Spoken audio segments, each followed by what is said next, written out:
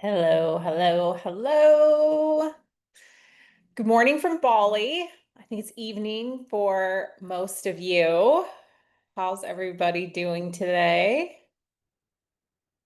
Go ahead and oh, can you guys hear me? Okay. Go ahead and drop in the chat where you're calling in from. We're going to give it 3 minutes and then we're going to kick off because we have a lot to cover, but I want to give people just a few minutes to get here. For some reason, I can't see the chat right now. Oh, there we go. New Jersey, Orange, Connecticut. So we definitely have the East Tennessee. We've got the East Coast here, East Coast covered. There we go. California, Colorado. Amazing, amazing. Well, I'm so excited for this call. I was up really late last night prepping, and it's so funny because I haven't done a training or a webinar in so long. I like this used to just be all day, every day. I was on some kind of program call, training call, webinar, and I haven't done it for so long. I was like, I don't even know like if I know how to do this anymore. I don't even know if I know how to host these things anymore. So you guys will have to just like kind of roll with me and hopefully I'll remember how to do this thing. I'm gonna just turn off the waiting room really quick.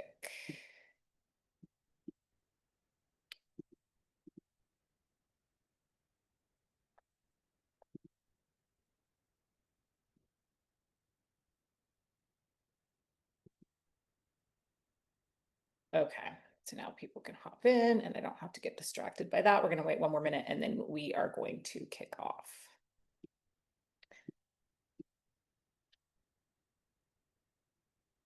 Oh, thank you, Allie.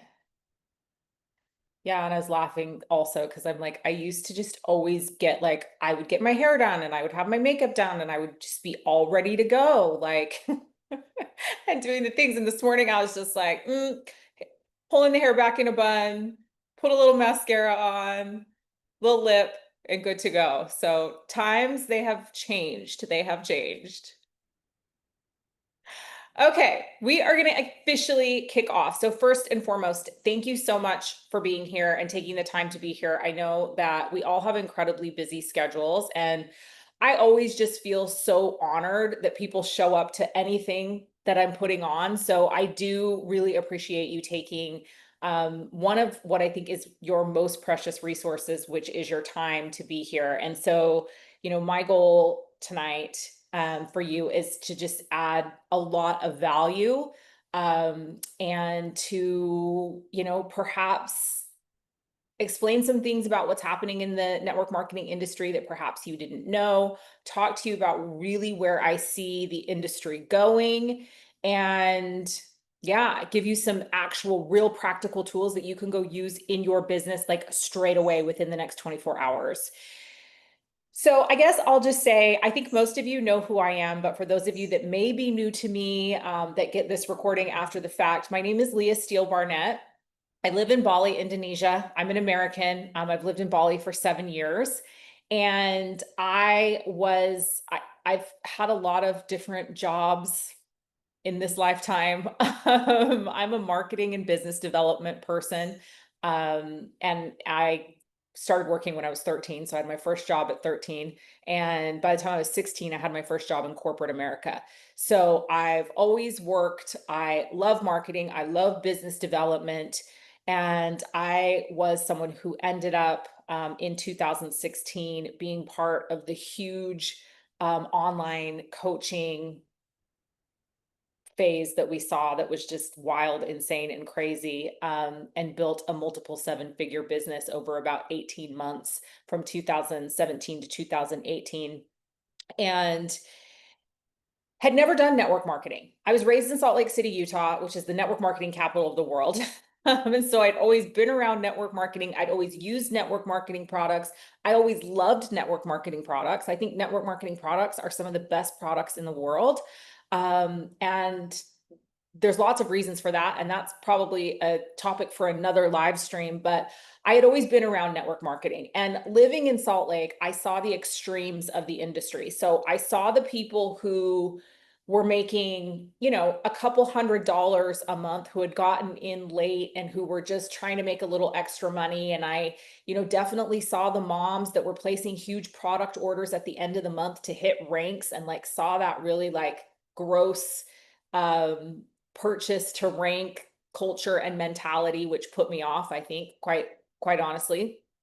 And but I also, my husband and I also had friends who made multiple millions of dollars in network marketing. So we always kind of saw these two sides of it. I was never interested in network marketing. It was never my thing. I think, in my somewhere around like 18 or 19, I think I signed up for ACN and never did anything with it. That was one of the telecom companies, but that was basically like the only exposure that I had personally to working inside the business of network marketing.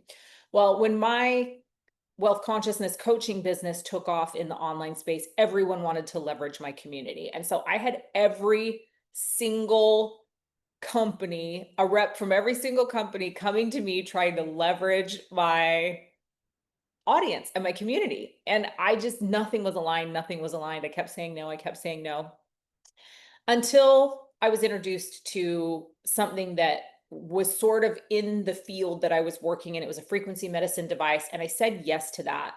And it was crazy. Like, I built a downline of 6,000 people in like 3 months.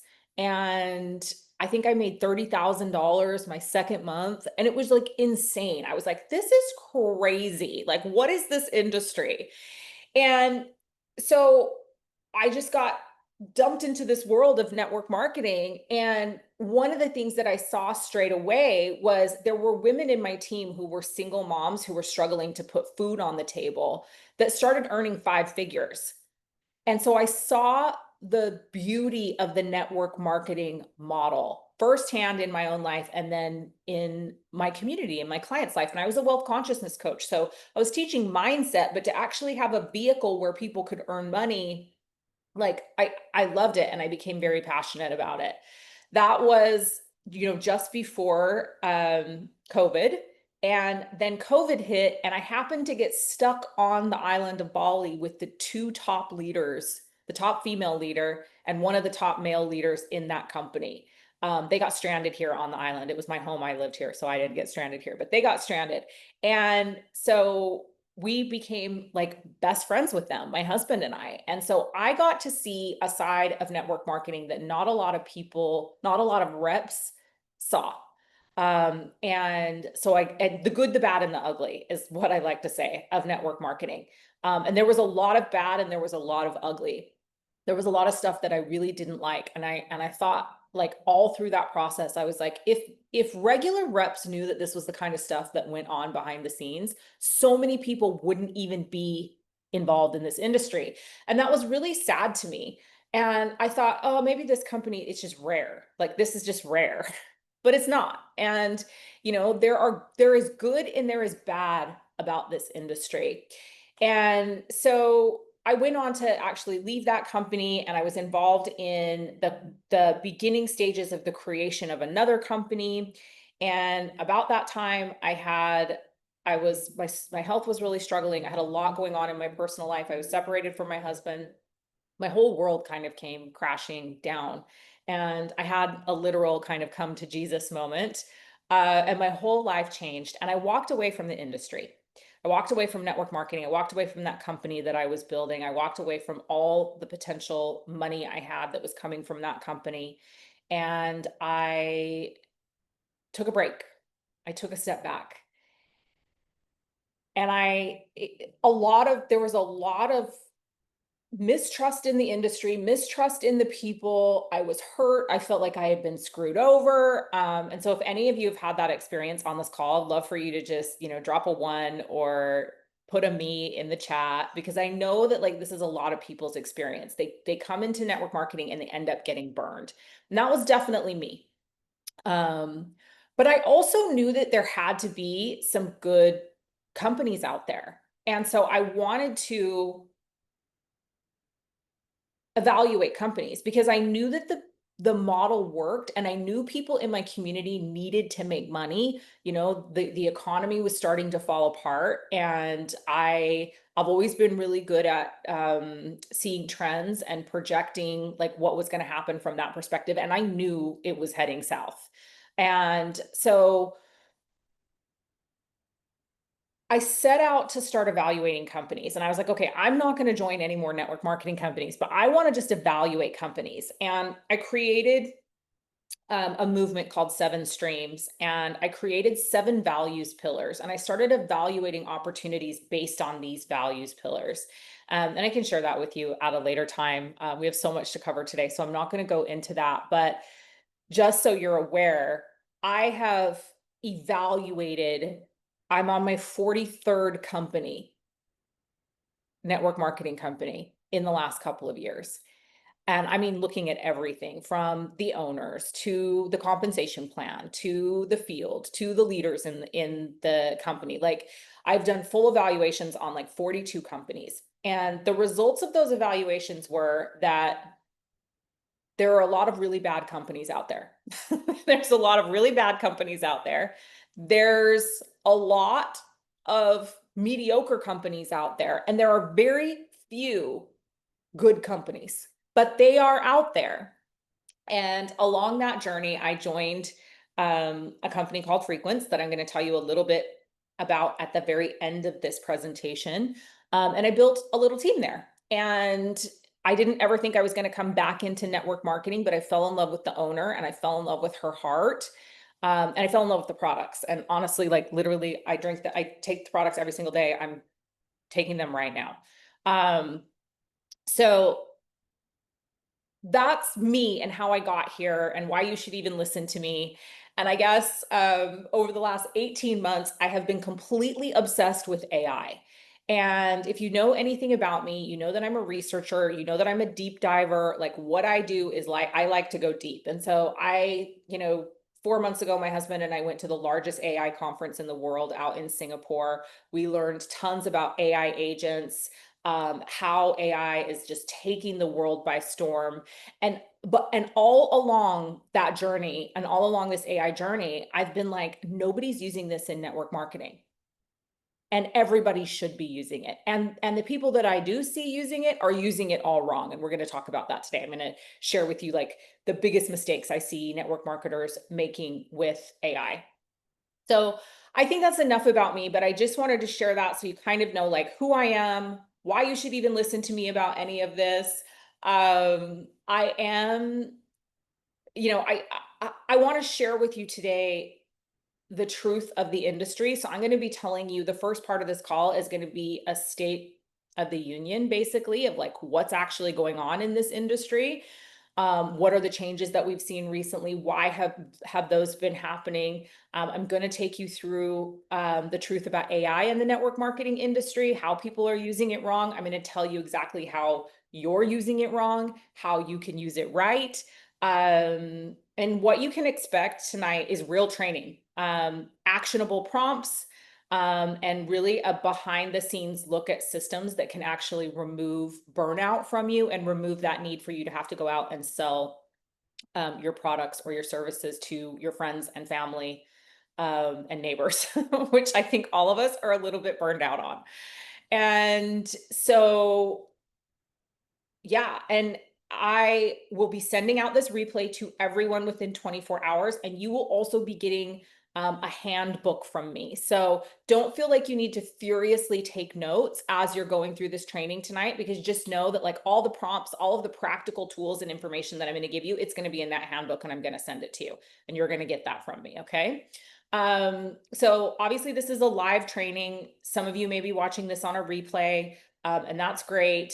But just know that if like something hits you while I'm training, that's helping you, feel free to screenshot, feel free to record a little clip for your notes. And if you want to share it on socials, I would love for you to do that. Make sure you screenshot it and tag me at the Leah Steele so I can see your takeaways. And honestly, like, I built this training genuinely to help you. I am going to be sharing two opportunities at the end. It'll be in the very last part of this call, like 15 minutes. A product company that I just mentioned to you already, and a service company. And you're going to see why services are important as we move through this training. But like, my goal here is to add value. And so I know that there's lots of people out there that really need this information. And so I'm going to actually provide an opportunity for you at the end of the call to share out this training to people that may want it, if you found value in it. And then in sharing, you will actually qualify to get additional training, additional prompts, additional information from me. So, and I'll share more about that at the very end of the call. So stay till the end. That's my little incentive for you to stay till the end. Okay. So yeah. And just know that, like, this training is going to stand alone. It is not going to be company specific. So you can use this in any network marketing company that you are a part of. And that was really the intention of it. All right, cool. Well, let's dive in. So I want to first talk about the state of the network marketing industry. And by the way, like, you guys, I'm very conversational. If you've got questions, put them in the chat. I'm happy to answer them. I don't use slides typically. Like, if I'm doing a formal webinar, I will. I don't like slides. I don't like PowerPoint. So this is just going to be me here talking. And again, I'm going to send all this out to you. And I may even put a slide deck together, but we'll see. I don't know how motivated I'm going to feel to do that. You will definitely get like a PDF handbook from me on everything relevant that we talk about, and particularly the prompts I'm going to give you.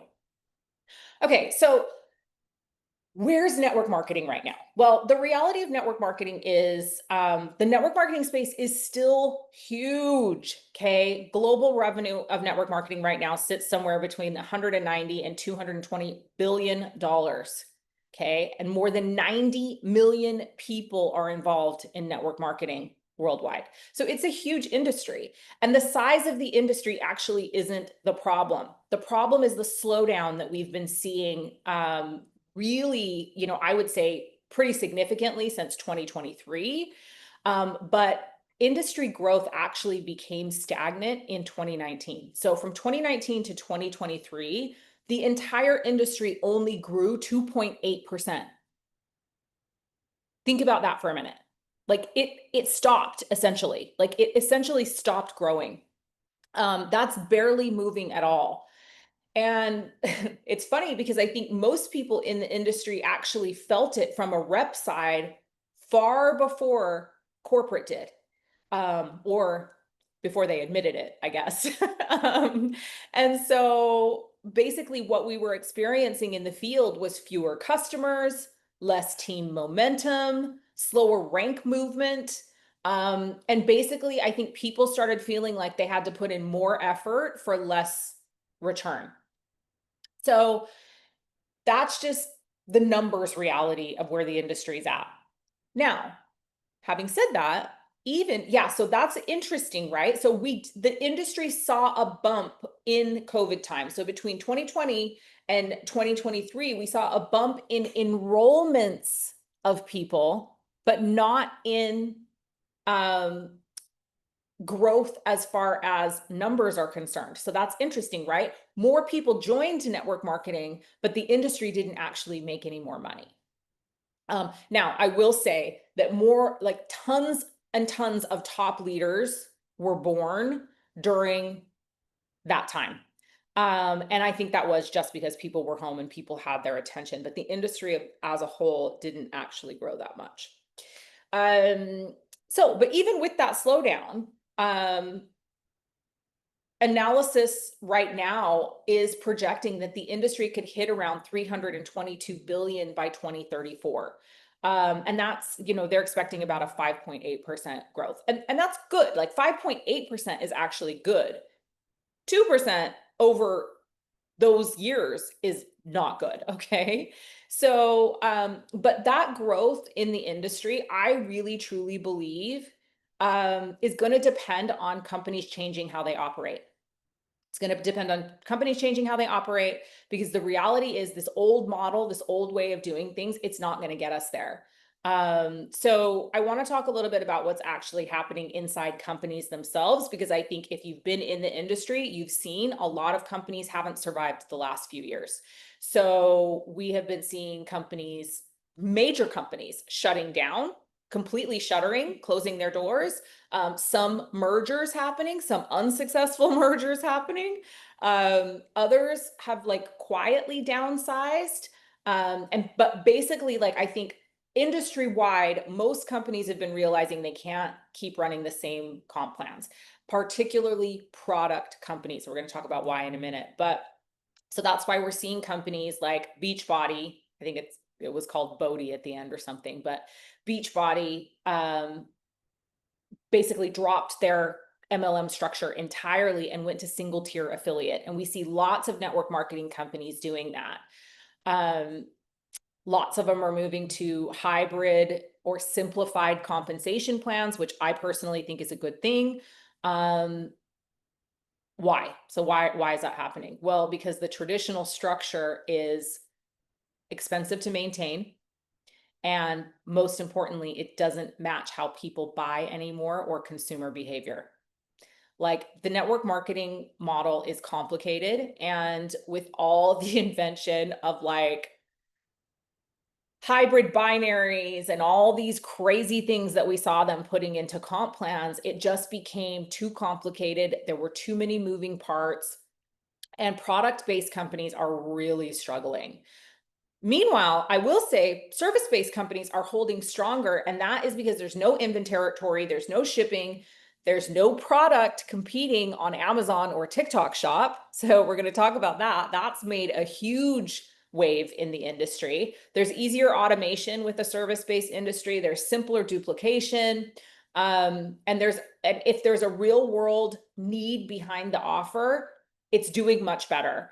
And honestly, like, I didn't think I would ever say yes to building another network marketing company. And I recently said yes to a service. And that's why. Like, it's all these reasons. It's all this research. It's all this information that I have about what's happening in the industry, because the product heavy companies have felt the squeeze. The service-based companies are adapting, and they have adapted. So okay, I want to talk about some specifics about why the industry actually slowed down, because these are really important when it comes to understanding like what your role is in a network marketing company, whether you can be successful, and some things that you need to look out for when you're vetting opportunities. So I kind of laugh at this, because this again is something that, like, as a rep in the field, you wouldn't necessarily know this. You may have noticed some of this, but you wouldn't necessarily know this. And that is that leadership training, like the leadership trainings that the top leaders across multiple different companies were going to, basically turned the whole industry into a bunch of clones. And so this is why, like, like, for many years, the top earners in all the companies have been going to the same coaches and the same masterminds. And those people that they're paying all this money to train them are teaching them the same posting formulas, the same story templates, the same DM scripts, the same reel hooks, the same launch calendars, right? The same curiosity post structures. And then basically those top leaders are bringing it back to their own teams as their own systems. And the reps have no idea that like thousands of other people across different companies are teaching the same thing and doing the same thing. And so you see this like clone behavior or mentality playing out in the online space. And so, like in the wellness space, for example, you see like the same questions, the same wellness questions, the same like drop a GIF, or the same motivational captions being posted underneath people's posts. People are like, all have the same morning routines. Like, have you noticed, like, everybody's routines are the same? People are sharing the same like vulnerability story arcs, vulnerable post, and it's all a formula. It's all a formula that's being taught to your top leaders. And so as a result of that, like nothing sounded unique anymore, and nothing does. Like I cannot tell you how hard my eyes roll into the back of my head every time I open Facebook, because it's just clone after clone after clone. And the reality is that buyers notice that, right? And the platforms have noticed it, and the algorithms of the platforms have noticed it. And so as a result of that, you're not getting the same kind of engagement that you got before, because the algorithms are suppressing carbon copy information.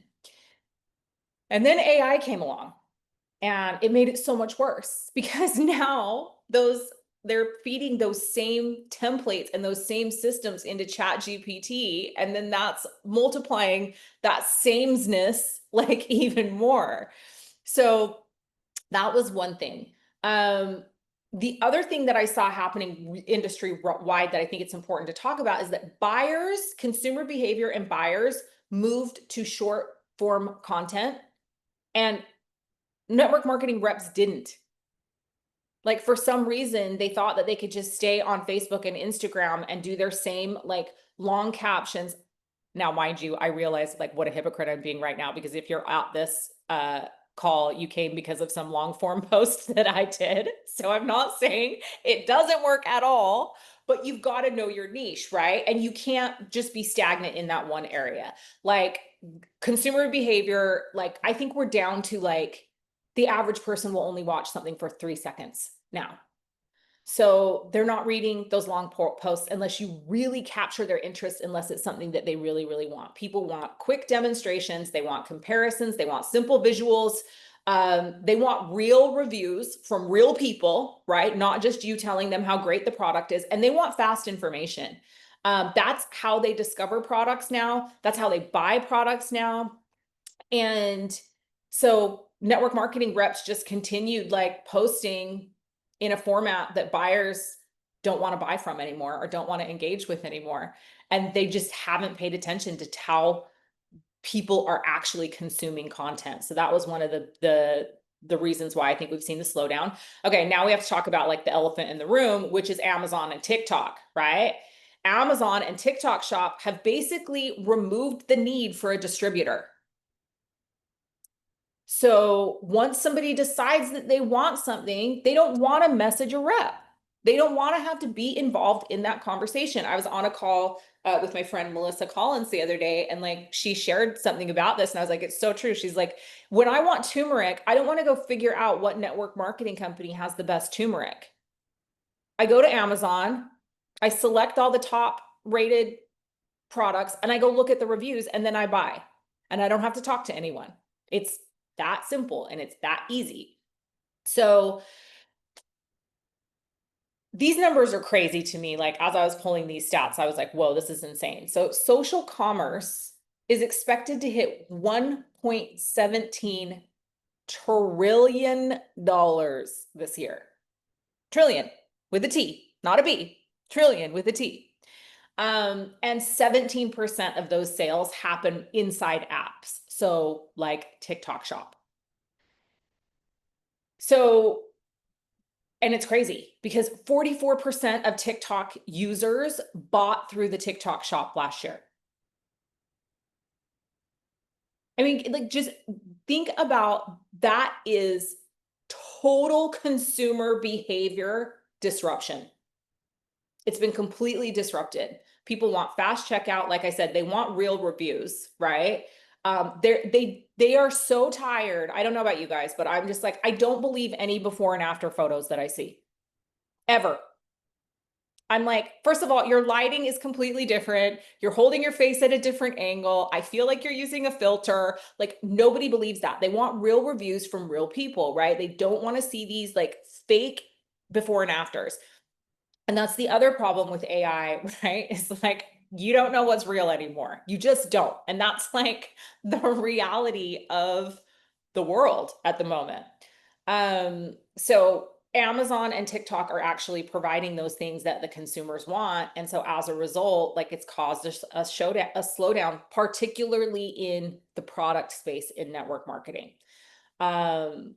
So, and then we've got our Me Too product problem. And I know that this is like a buzzword, right? The Me Too buzzword, a Me Too product. But the reality is that the industry is saturated with Me Too products.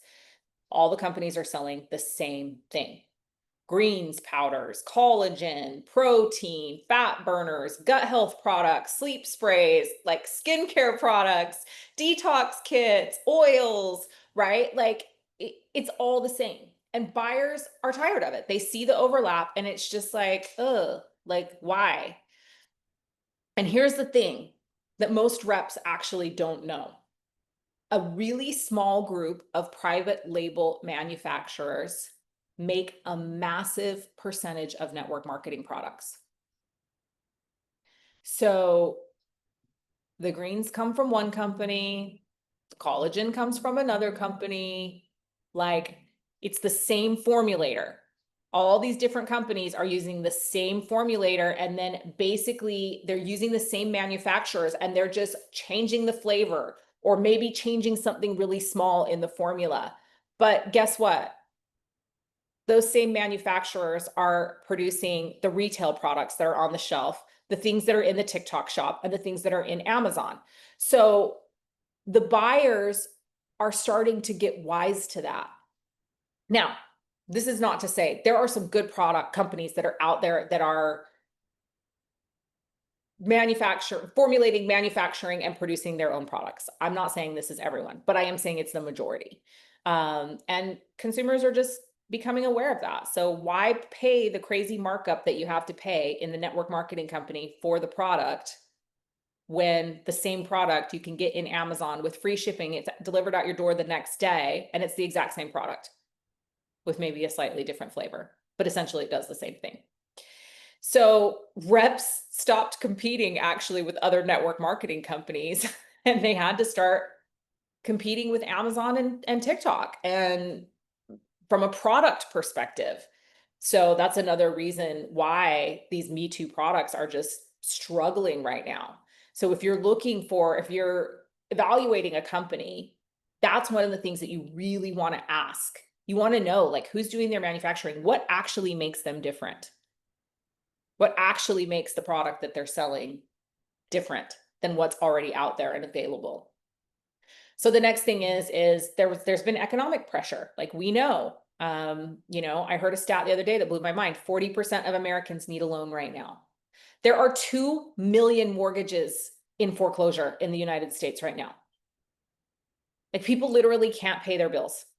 And so economic pressure combined with what we'll call auto ship fatigue is another thing that's created the slowdown. So cost of living has gone crazy. I mean, it's been wild in the United States. I don't know how people are surviving. I really don't. 40% of people need a loan just to live, to pay for their day-to-day experience, expenses. That's crazy, right? So when families tighten their budgets, the first thing to go is an auto ship, right? The first thing to go is, their skincare routine that they're buying that's $150 a month, or, and at the very least with their supplements, they're scaling back to just what they absolutely need. Network marketing depends on monthly volume. We all know that. And so once auto ship numbers start dropping, everything gets shaky, right? People aren't ranking the way they were. Bonuses aren't coming through the way they used to. And ultimately it impacts and affects team morale. And you start getting more of that from the top down pressure that everybody hates about network marketing. And then the other thing that happened when the economy started struggling is we started seeing buyers do a lot of comparison when it comes to price, like price per serving. Shipping costs that really wouldn't have been a big deal anymore became a big deal, right? Because it's like, oh, I can get the same or similar product on Amazon with free shipping, or I have to pay an extra $10 a month. An extra $10 a month on shipping became a lot to a lot of people. And so if they found something comparable outside of the network marketing company that was a little bit less expensive and had good reviews and had free shipping, guess what wins? Obviously also we've seen a lot of companies closing down and shifting, and so that creates issues with trust in the industry. We had more companies closing, merging, restructuring, um, shifting to affiliate only. Um, and we at the same time, like we've seen a lot of and you may not be aware of this, this is probably more a mid to top leader kind of a thing in network marketing, but the FTC has been coming down really, really hard from a regulatory perspective, particularly on product companies in the United States and the TGA in Australia. So companies are having to disclose, to really be clear about income disclosures. There's been lots of high level FTC cases where litigation has been happening and charges have been brought against network marketing leaders for their content. And so, yeah, like it has affected, I think, trust in the industry. And people don't really, we've somehow come to the end of the hype era as well. Like people just like they don't really want to be hyped. They just want the truth. They just want like transparency, authenticity, and they don't want hype, which kind of leads me into my next thing. Like we saw the boss babe era is over, you guys. And so I think like many of us are like so happy about that. Trust me, I was part of it. Like I made multiple millions of dollars in the attraction marketing, boss babe, you know, online coach, don't you want to live my life world. Like I was there, I was guilty. Sorry, I was part of that. But it's over. It's literally over. Thank God, right? I'm like personally, I'm like so cringe when I look back on some of that stuff, and I'm like, thankfully it's over now. Um, that show your life era, it used to work. And it worked really well in COVID because people were stuck at home. And so if you happened to be in a place that was beautiful and you weren't trapped in your home, like people were like, oh yeah, I want that. I can't wait till I get out. I want to live that life when I get out of prison, like when I get out of the prison that is my home, right? So, but that built massive teams, that boss babe era and that show my life and attraction marketing era, it built massive teams. But the culture has shifted, and people don't care about your curated Instagram feed. They don't go to your Instagram and look at your feed and be like, oh, I want to see that everything's perfectly, shot and photographed and your makeup's perfect and your hair is perfect and your location's perfect. People just want to know, like, what are you using that works, period. And like, tell me about it fast. Like, don't tell me a big War and Peace novel about this product. And while many people were happy to share and expose their whole entire lives during that era, that's gone away. And most people don't want to build a business anymore by posting their whole life on the internet and on social media. They want privacy and they want boundaries and they want income that doesn't require them being an influencer. Listen, like I am so in this place, right? It is incredibly hard. If you guys, some of you I know that are on here knew me from before. It is so hard for me to go live in my stories. And I used to be on a live stream every single day. I used to be in my stories every single day on multiple accounts. Like all I did was be online. Right now, it's like I would rather stab myself in the eyeball with a dull spoon than go live in my stories. Like I just am over that. I don't want to do it anymore. And a lot of people are feeling like that. Like I don't want to be an influencer. Like, I just want to help people. I want to help people make money. I want to help people feel good. I want to help people have services that they need. And I don't want to have to like get my hair and makeup done to do it. Like, I'm just over that life.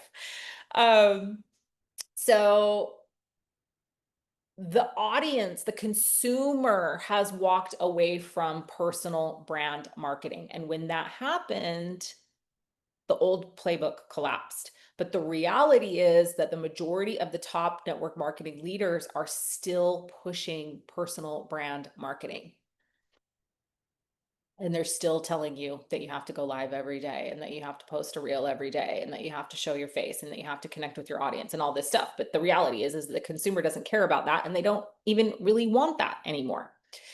I think it's important to talk about generational shifts. While many of us, and I think many of us on this call are in our 30s, 40s, 50s, maybe even 60s, Gen Z has literally zero interest in home parties, cold messages, you dropping into their DMs, group chats, posting their life online. Like they don't want anything to do with it. And they are the ones that are stepping into the majority of the buying power right now. So it's important to look to them for what's happening from a trend perspective. And they also have been massively impacting the industry. The younger millennials and the Gen Zs are just, they're over it. They were raised in a world of technology. And so they want simple info, they want fast onboarding, they want low pressure earning, they want automation, they want faceless options.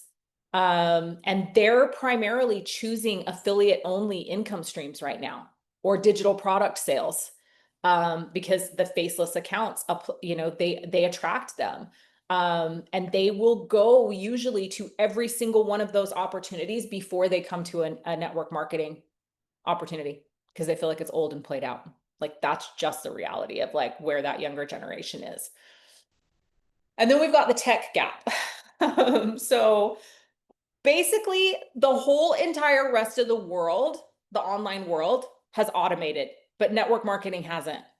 And it's so crazy to me. I'm like, how, like everybody else is using funnels and onboarding systems and smart checkouts and follow-up flows, and it's literally normal everywhere else in the online space, but most network marketing teams are still doing things manually. There are a few outliers who are doing some things. And honestly, like one of the reasons why I joined this opportunity, this service opportunity that I joined, was because the leader has been talking about AI and all of her onboarding systems are in AI and automated. And I was like, oh, amazing. I don't have to recreate that. Because for a long time, I've been thinking like, AI is such an incredible tool. Why not use it for automating so that you're not having to walk every single person through their onboarding? Like, what we live in an age where you shouldn't have to be doing that. But most network marketing teams just aren't. They're still doing everything manually.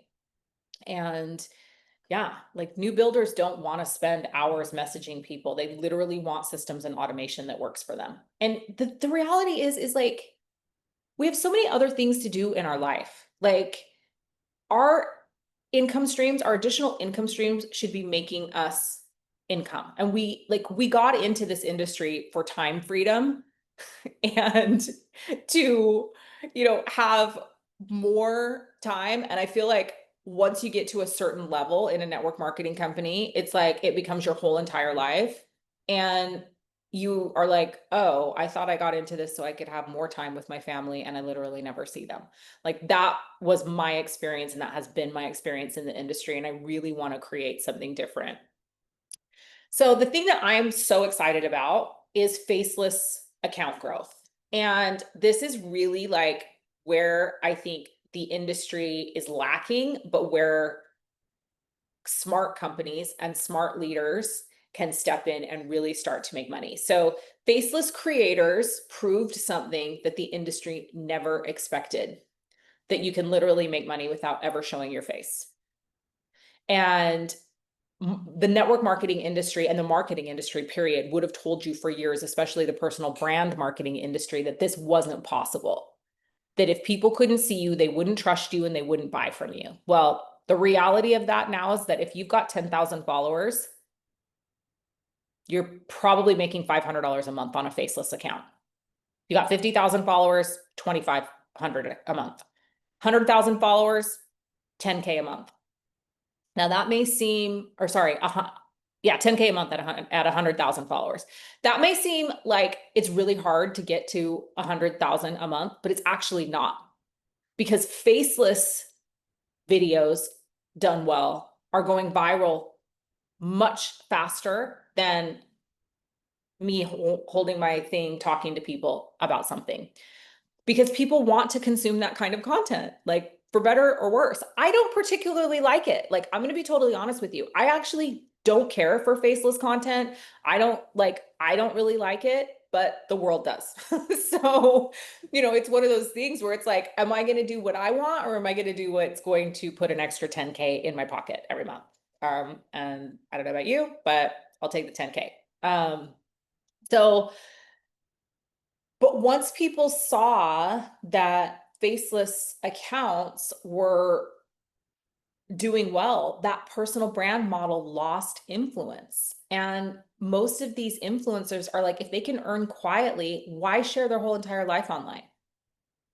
The other thing you don't know is that a lot of these forward facing influencers have multiple faceless accounts in the background that are running. So not only are they making money with their face, but they're also have multiple faceless accounts behind the scenes where they're repurposing their content and making money from that as well. So that shifted the value equation for new builders as well.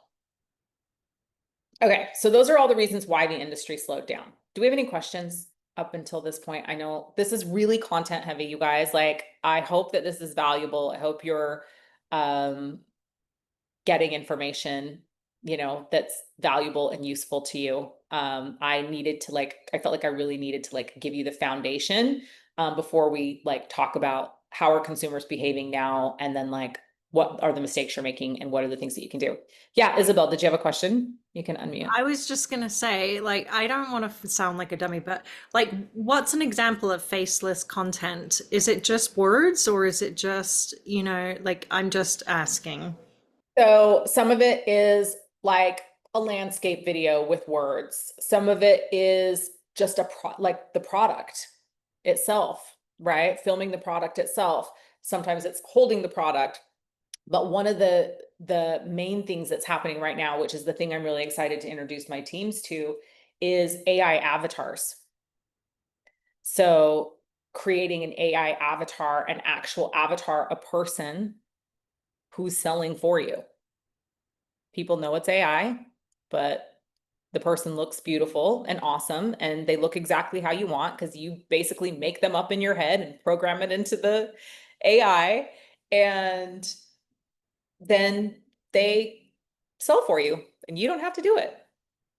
But also you'll see it really depends on your niche also. Like different niches do different things, but like I love Bible content, so I'm continually on YouTube watching Bible content, and the majority of it's faceless. They're like little cartoon videos, or really well done animated videos, or really well done AI of people that aren't real. Like you're literally watching a movie and it's not real people. So yeah, interesting. And that was one of the main things that I was really excited about when I was at this AI conference that I was at a few months ago, was learning all about AI agents and how to actually create these AI avatars. So it's something that I'm going to be bringing to the team, which I'm really excited about. Okay, cool. So let's talk about the part that nobody's really talking about, which is how consumers actually behave now. And we touched on it a little bit in the earlier section, but I just want to go over this so you're really, really clear what consumers want right now. So the first thing is, how do they want to consume? They want short, like I said, 7 seconds, guys, 7 seconds. Really, most people aren't watching past 3 seconds unless you really capture their attention. They want short, they want something visual, they want something visually stimulating, and they want simple. They want quick breakdowns, and they literally want no fluff. No fluff at all, okay? How do they want to learn about your products? They want mini demos. And when I say mini, I mean 7 seconds, right? They want mini demos. They want to know the pros and cons of the product. They want side-by-side comparisons. So they want to know how this compares to other products out there and why this one's different and why this one's special. They want real reviews. They do not want faked before and after photos. They don't want made up. They want real reviews, okay? And they don't want anything staged. So how do they want to buy? They want one-tap checkout, fast shipping, transparent pricing, and no friction. Think about yourself. How many people buy things online? Put one in the chat if you buy things online. I buy everything online. I live in Bali, so I have to buy everything online. I buy everything online. How often do you abandon cart when something gets irritating or difficult and you're just like, forget it? It happens all the time. If you even saw my Amazon cart where I'm like, I want to buy this, and then I'm like, something bugs me about it, and then I'm just like, no, delete, I don't want it. I can't even tell you how often I abandon cart, like for real. So you have to create an environment where there's as little friction as possible because people just they don't care. Like and they're not motivated to continue a checkout if there's some kind of friction. Your credit card doesn't go through the first time. How many people go to get the other card? Nope. You're like, I don't need that. That's a sign, right? That's a sign I don't need that. My card didn't process, right? Or you get some kind of error message on the website and you're like, oh, never mind, just forget it. Like that's the reality of consumer behavior right now. So here's how they want to join opportunities. This is really important for you to know. You guys, I cannot stress this enough. They want a simple comp plan. Nobody wants to have a PhD to understand a compensation plan. And if you have to have a compensation plan, if you have to have an advanced degree or a PhD to understand a compensation plan, believe me, after evaluating 42 of them, the reason is because that compensation plan is designed for you to not make money. Even though it has all these promises about how much money you're going to make, if you need an advanced college degree in economics or mathematics to understand the comp plan, walk away. They opportunities, no hype. People are so done with hype. They don't want to hear the hype anymore. They want a clear path to making whatever amount of money they want to make. And most people don't want to be a six-figure earner. Most people don't want to be a millionaire.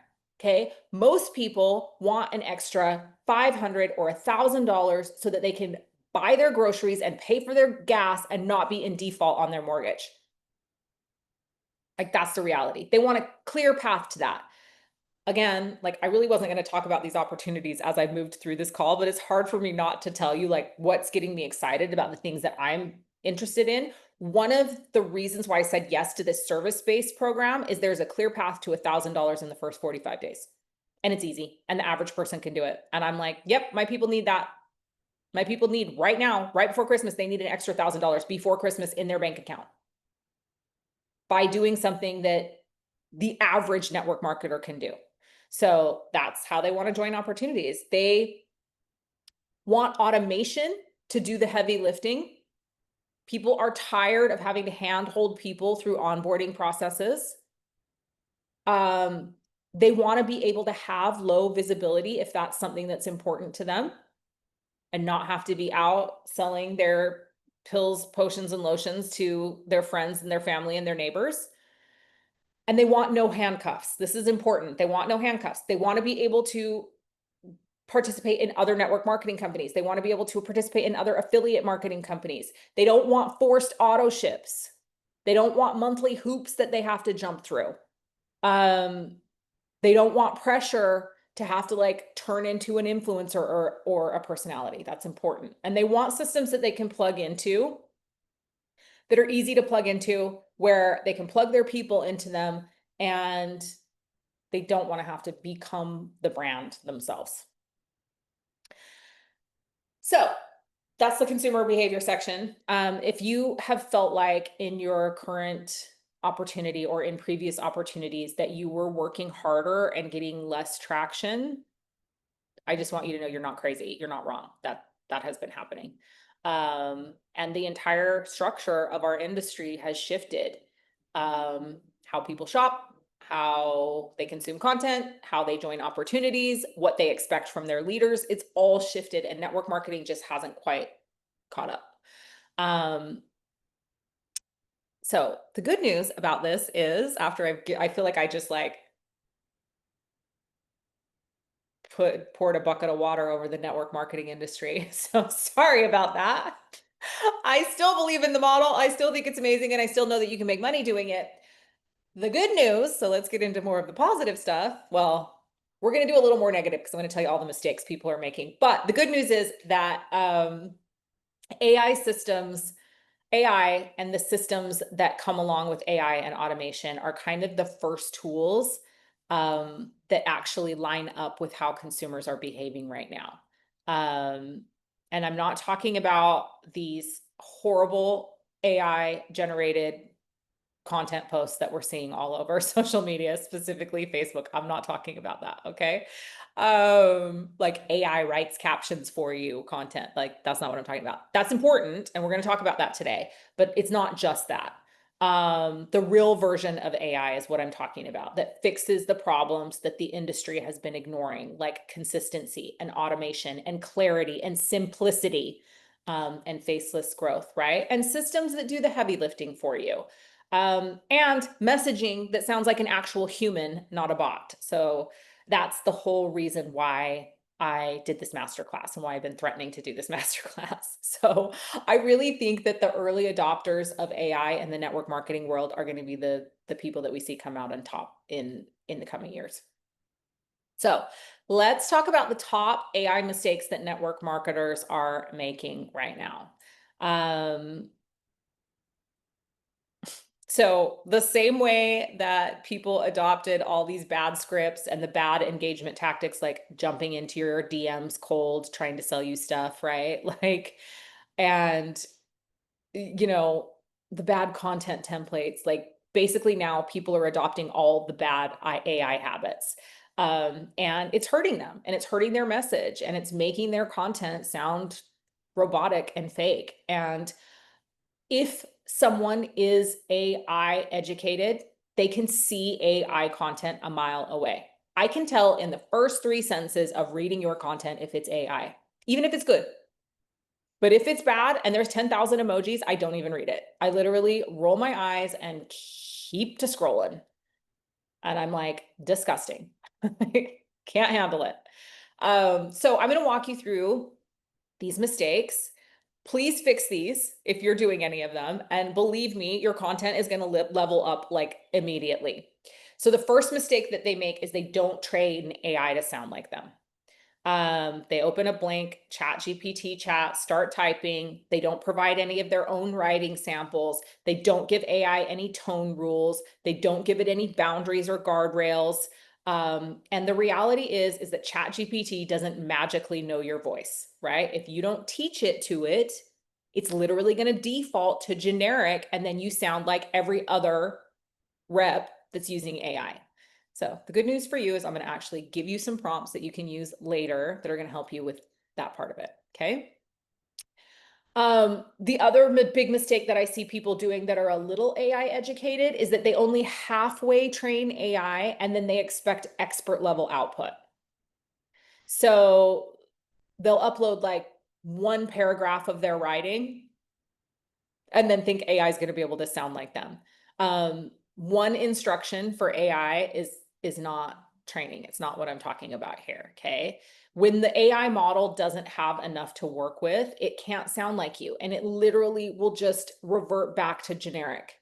And so it's important that you have a structured prompt that you can provide your AI with that really is like who you are, your tone, your voice, and you have to remind it of that because it also has really crappy memory right now.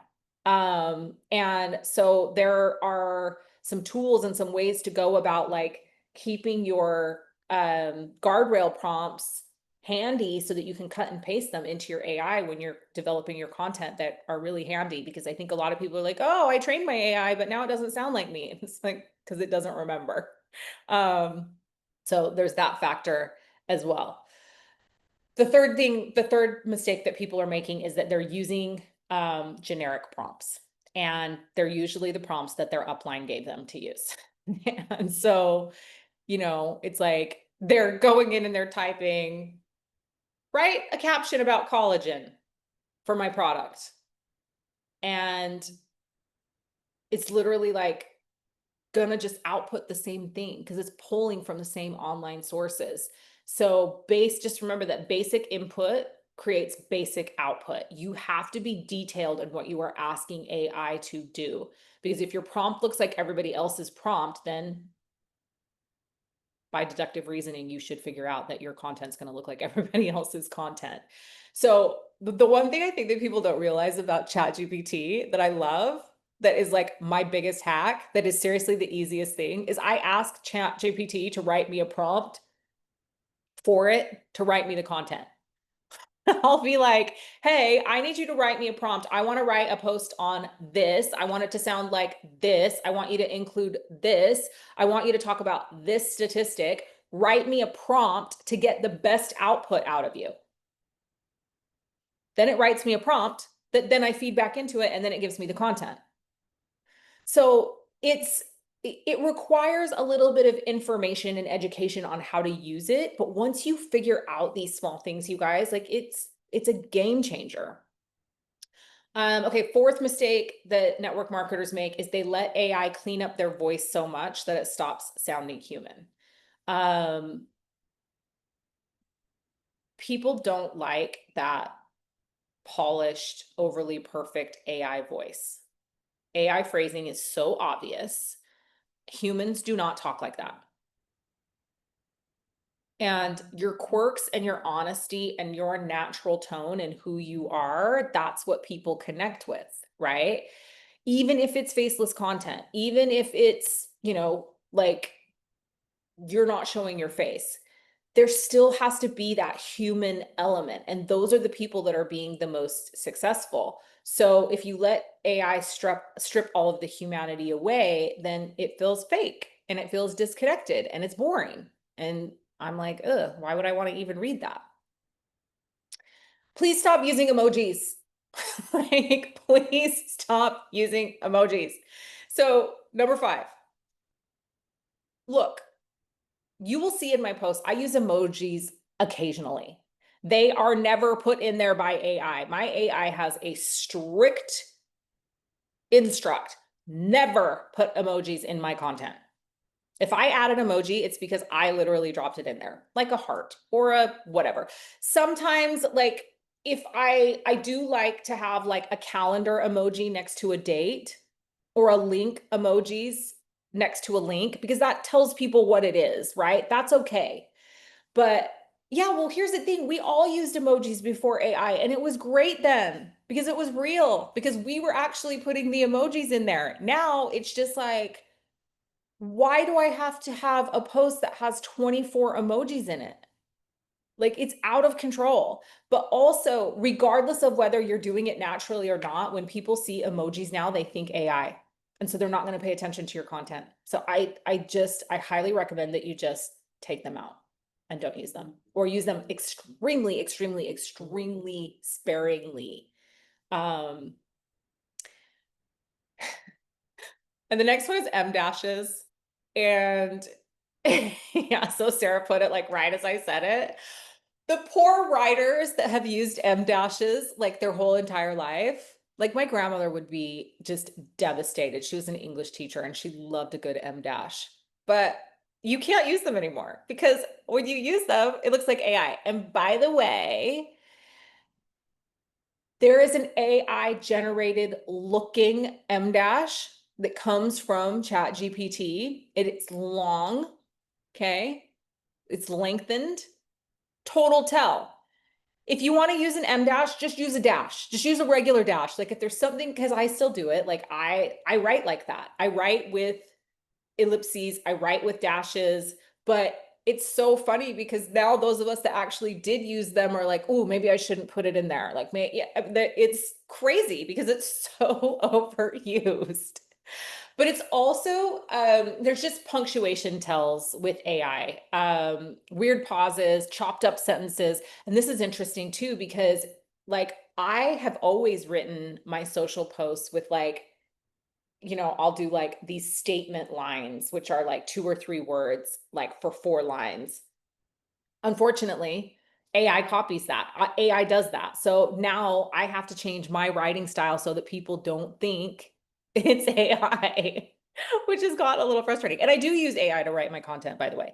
But I have a very specific process that I go through when I'm using AI to write my content. I rewrite a lot of it.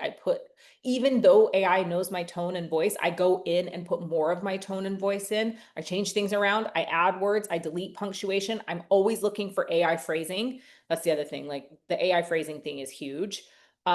These patterns are really obvious red flags that the content was machine written, and not only to your audience, but to the algorithm. So that's the other thing you really have to be careful of, because the algorithm is actually suppressing that type of content, and you're not getting like my last post. This is interesting. My last post, I did it late last night because I finished prepping for this class around 10 o'clock and I wanted to go to bed. And so I just hurried and did a post for this masterclass, and it was all AI, and I got barely any engagement on it versus the last one that I posted that was me that got tons of engagement. So you can see how the algorithm is actually suppressing AI.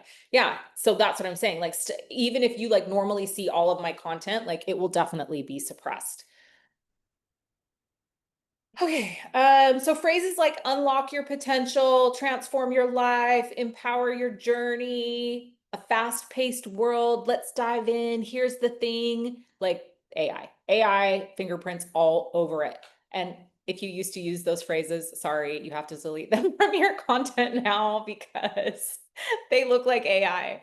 But real humans really don't talk the way AI does. So if you're using those phrases, your content's getting scrolled past. I'm going to provide you with a list of phrases to avoid that you can program your AI with to avoid.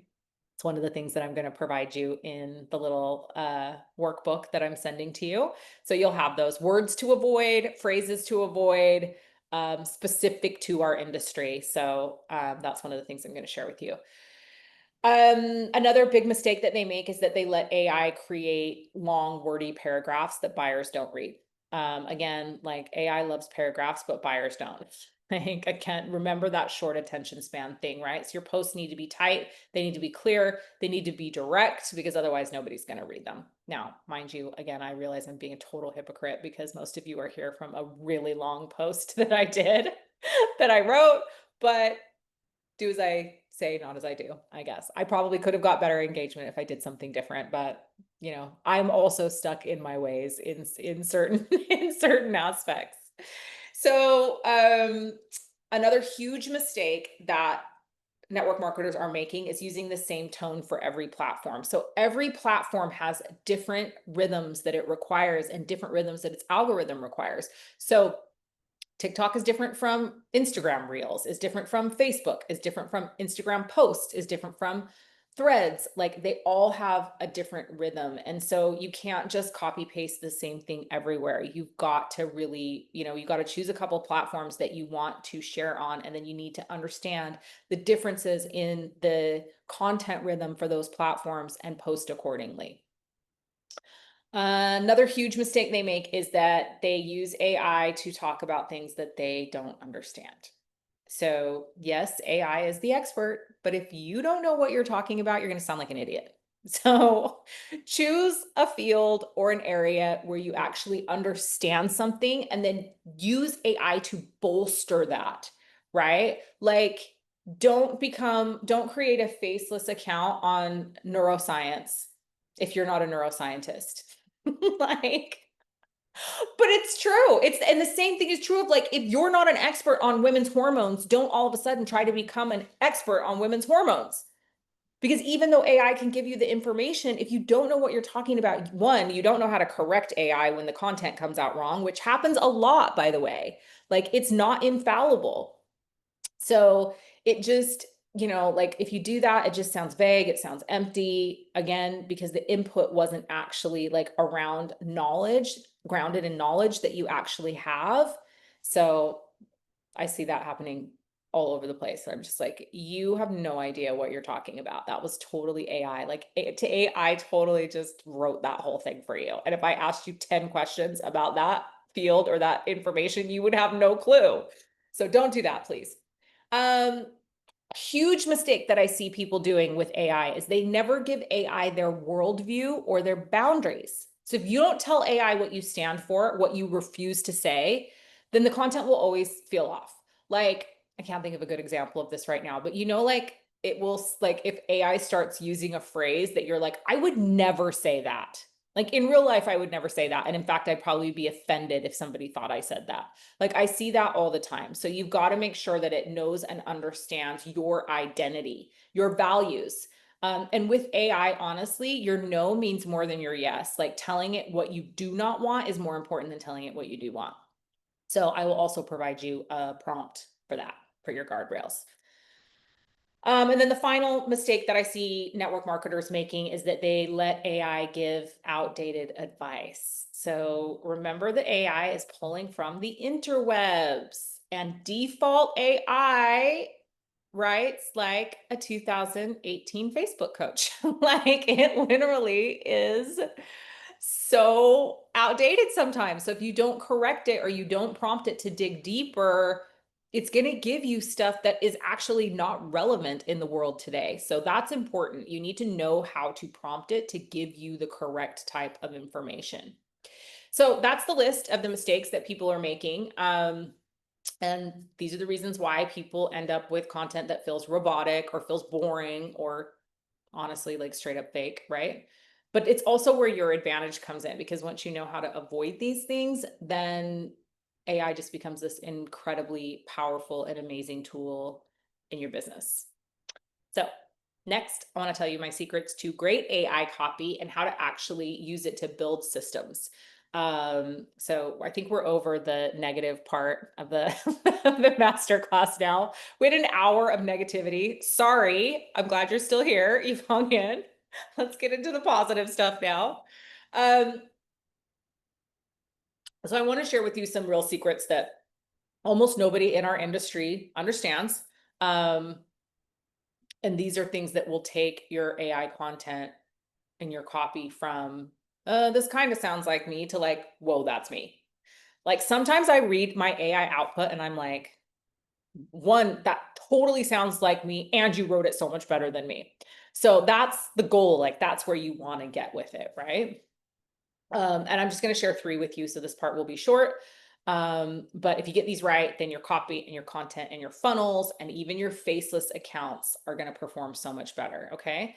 So secret number one is to feed AI your internal world. Okay. Not just your words. So who you are.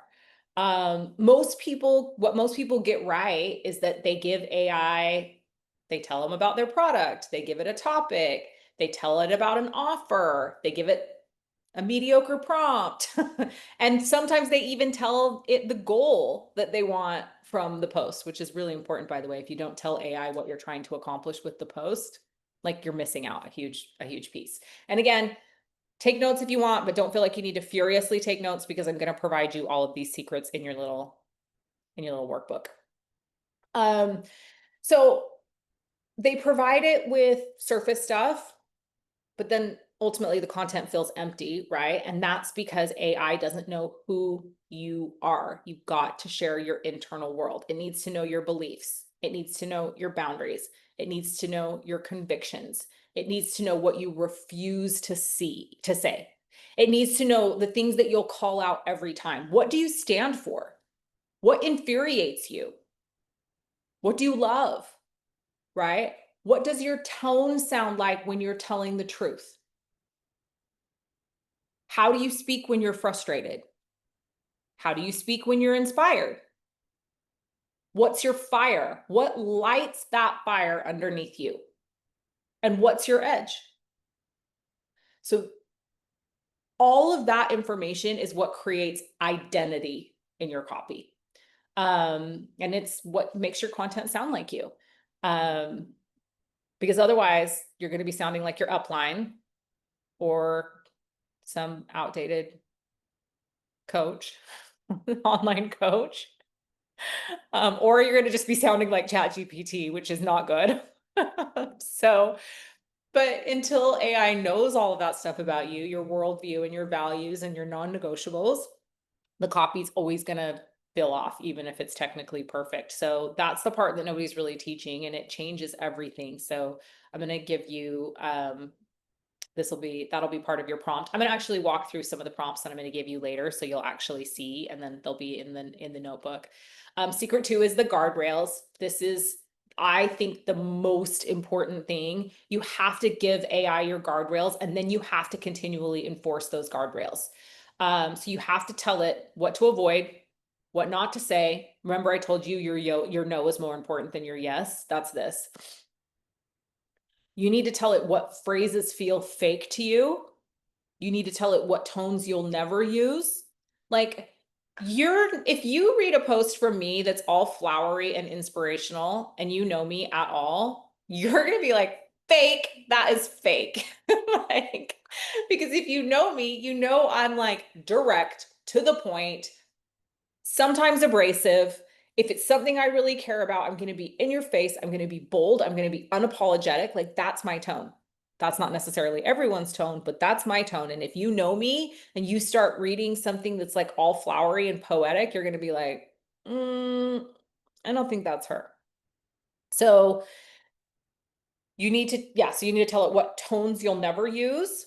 You need to tell it what writing patterns it must never touch. So a perfect example of this is, there's this phrasing that AI does that once you see it, it's going to ruin your online experience, because people that you thought were experts in things, you're going to see them start using this, and then you're going to want to throw up in your mouth like I do, and then you're never going to want to follow them or buy anything from them again. But AI does this thing where it does this, it's not this, it's that.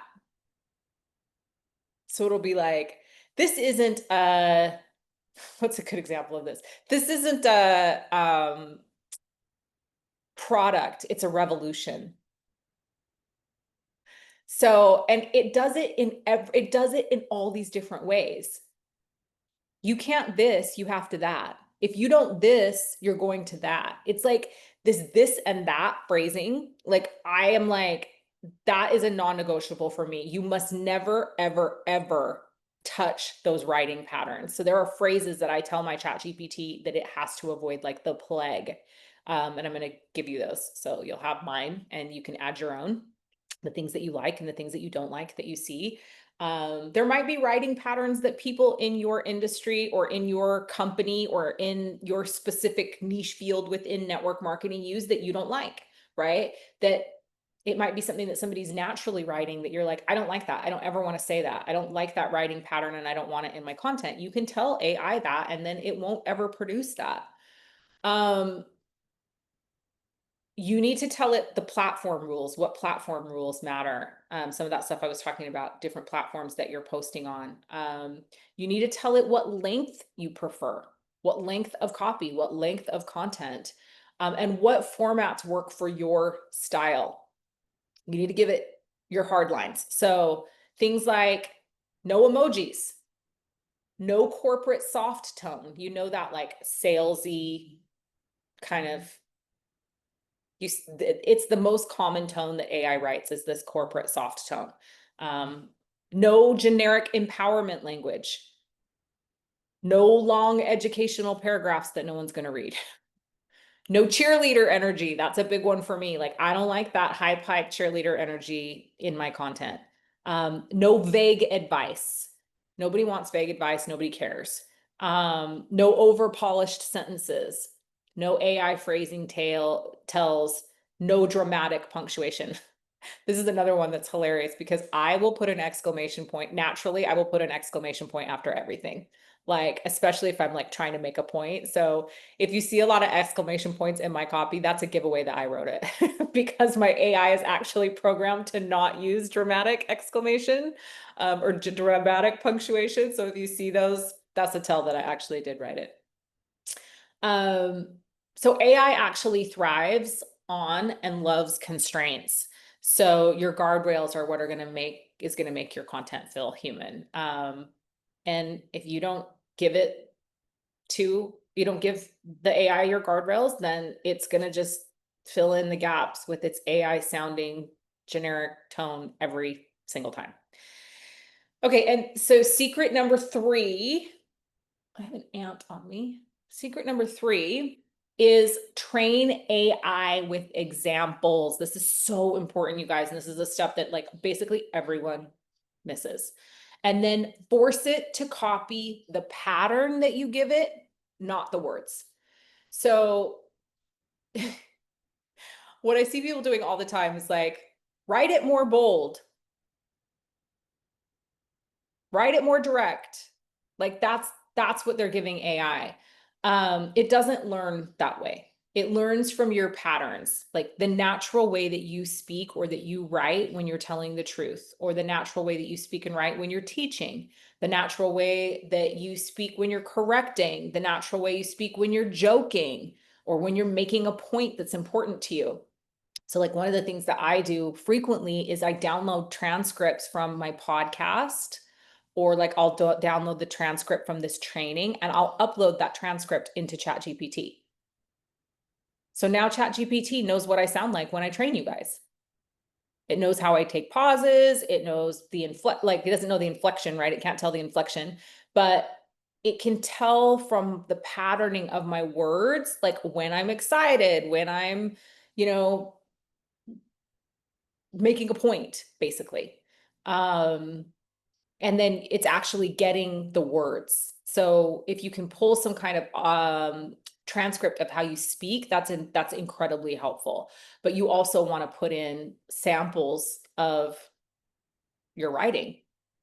ChatGPT doesn't take video uploads. I am sure that that will be coming in the next several months, but for right now, it doesn't do that. So the pattern would include things like how fast you get to the point. I'm quite long-winded, so not fast. How blunt or soft you are. Obviously, I'm a blunt speaker. How you escalate intensity. How you joke or challenge people. How you teach, how you confront nonsense. The rhythm that you naturally fall into when you write. Like, there is a way that you express yourself, a rhythm with which your words are written, that makes your writing signature unique to you. And it's actually, yes, that's what makes your writing signature unique to you, but it also makes your voice recognizable. So people that have followed me for a long time, many of those people could probably read a piece of content without my name on it and know that that would be something that sounds like me. And that signature is literally as unique as your actual voices. So it's important to not skip that step, because once AI actually recognizes and understands your pattern, it can write in your tone, and then it doesn't lose that human edge. And I'm going to teach you how to do that. So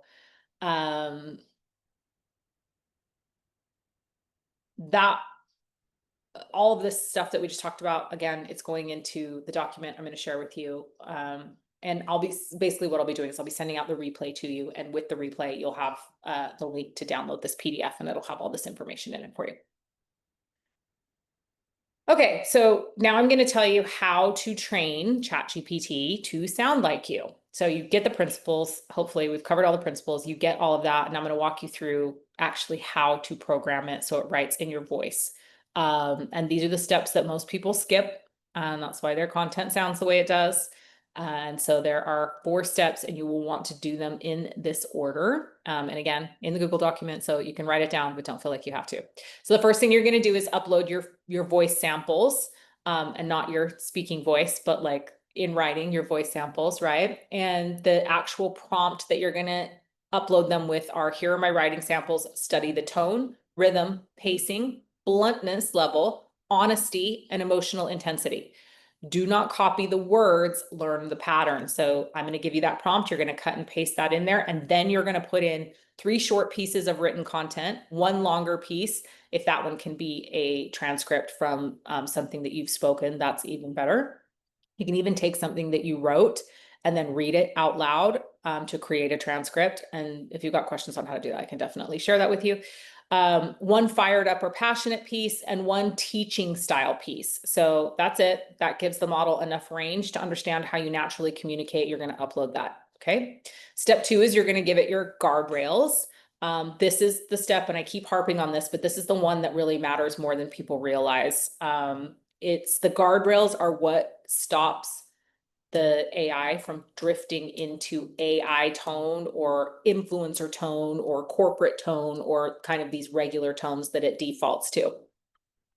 And they also protect your voice, the guardrails. So you don't, and you don't want to like make these generic. They need to, at some level, be your own, and you need to create them based on how you actually talk and the things that you refuse to say.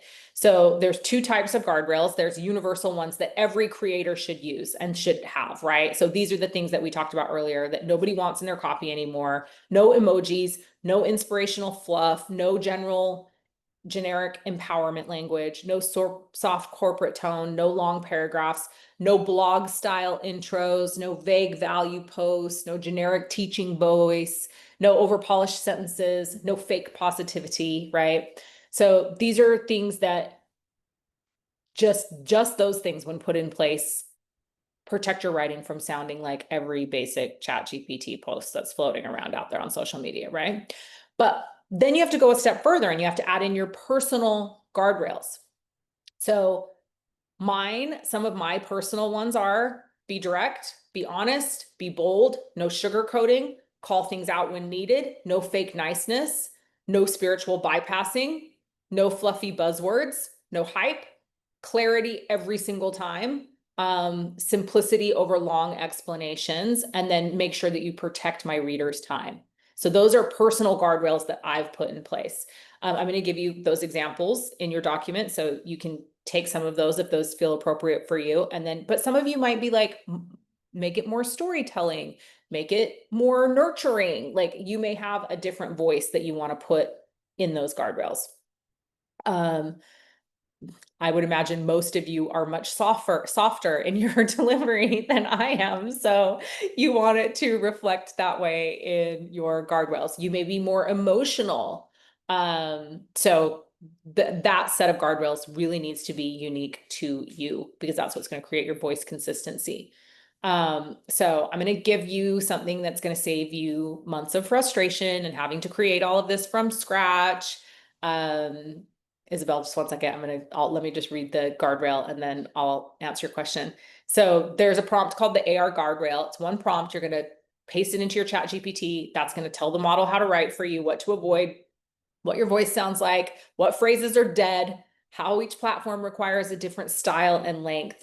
So it's going to be awesome because you don't have to become a copywriter. You're not going to have to memorize everything. I'm going to give you this prompt.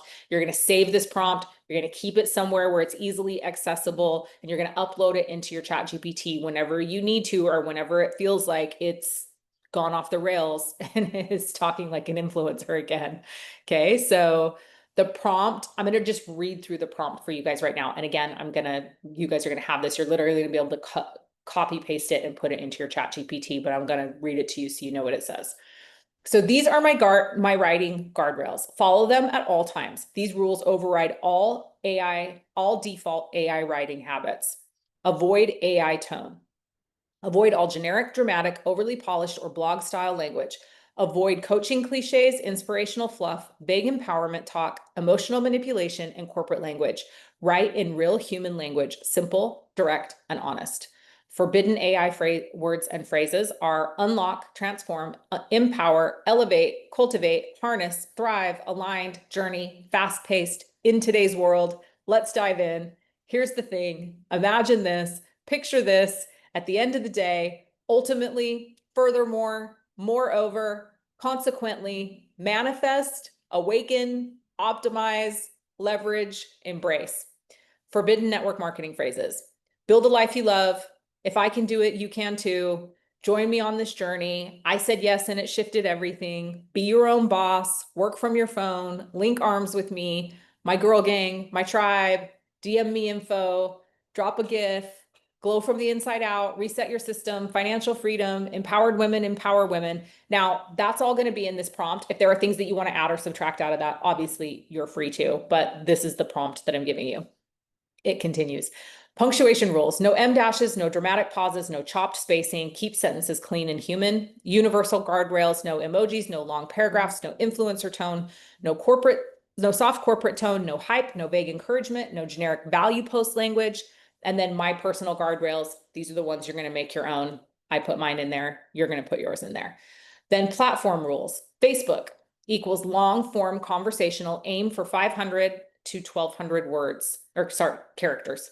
Instagram caption, short and punchy, aim for 150 to 300 characters. Threads, raw and direct, stay around 100 to 200 characters. TikTok or Reels script, fast verbal flow, 3 to 7 short lines, reels caption, 1 to 3 lines under 120 characters. And then it also says, always confirm the platform before writing anything, always follow my voice, my tone, my guardrails, and my identity rules unless I say otherwise. If anything sounds robotic or overly refined, rewrite it in plain human language. So I'm giving you that prompt. You're going to be able to cut and paste it. Isabel, did you have a question? Okay. I'm also, oh, go ahead. I said I forgot what it was. It doesn't matter. Okay, if you remember, let me know. So I'm also giving you a tone calibration prompt. And this is great because you can actually like drop this in and say, before you write anything for me, ask me the following calibration questions so you understand the exact tone, level of intensity, and emotional direction I want.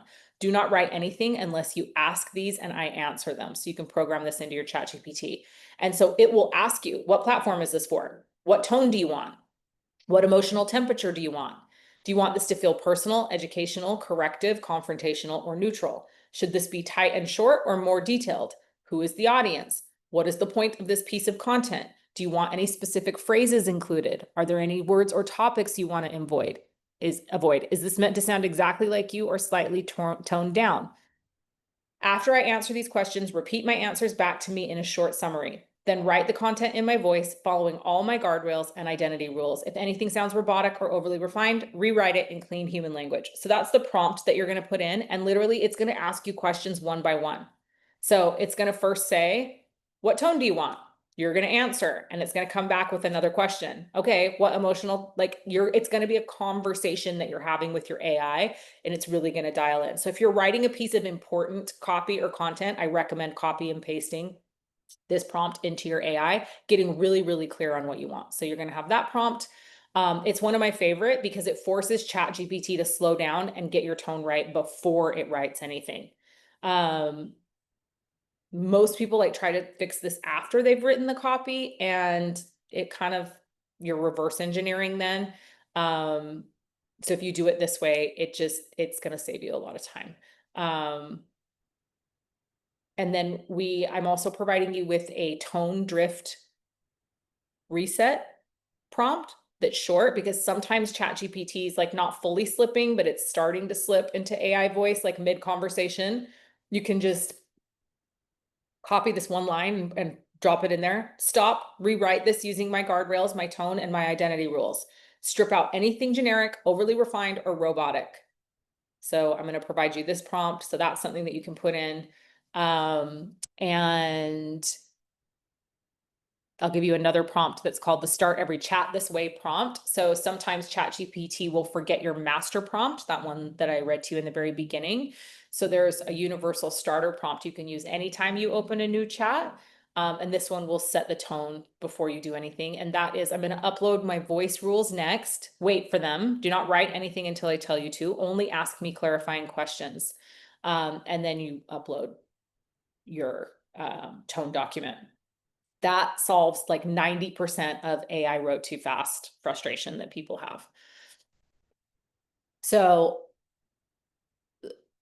the best part is that in my new AI teams, I'm going to be creating custom chatbots that actually walk you through building your own guardrails and really, really detailed information, like step by step rules that are not generic at all.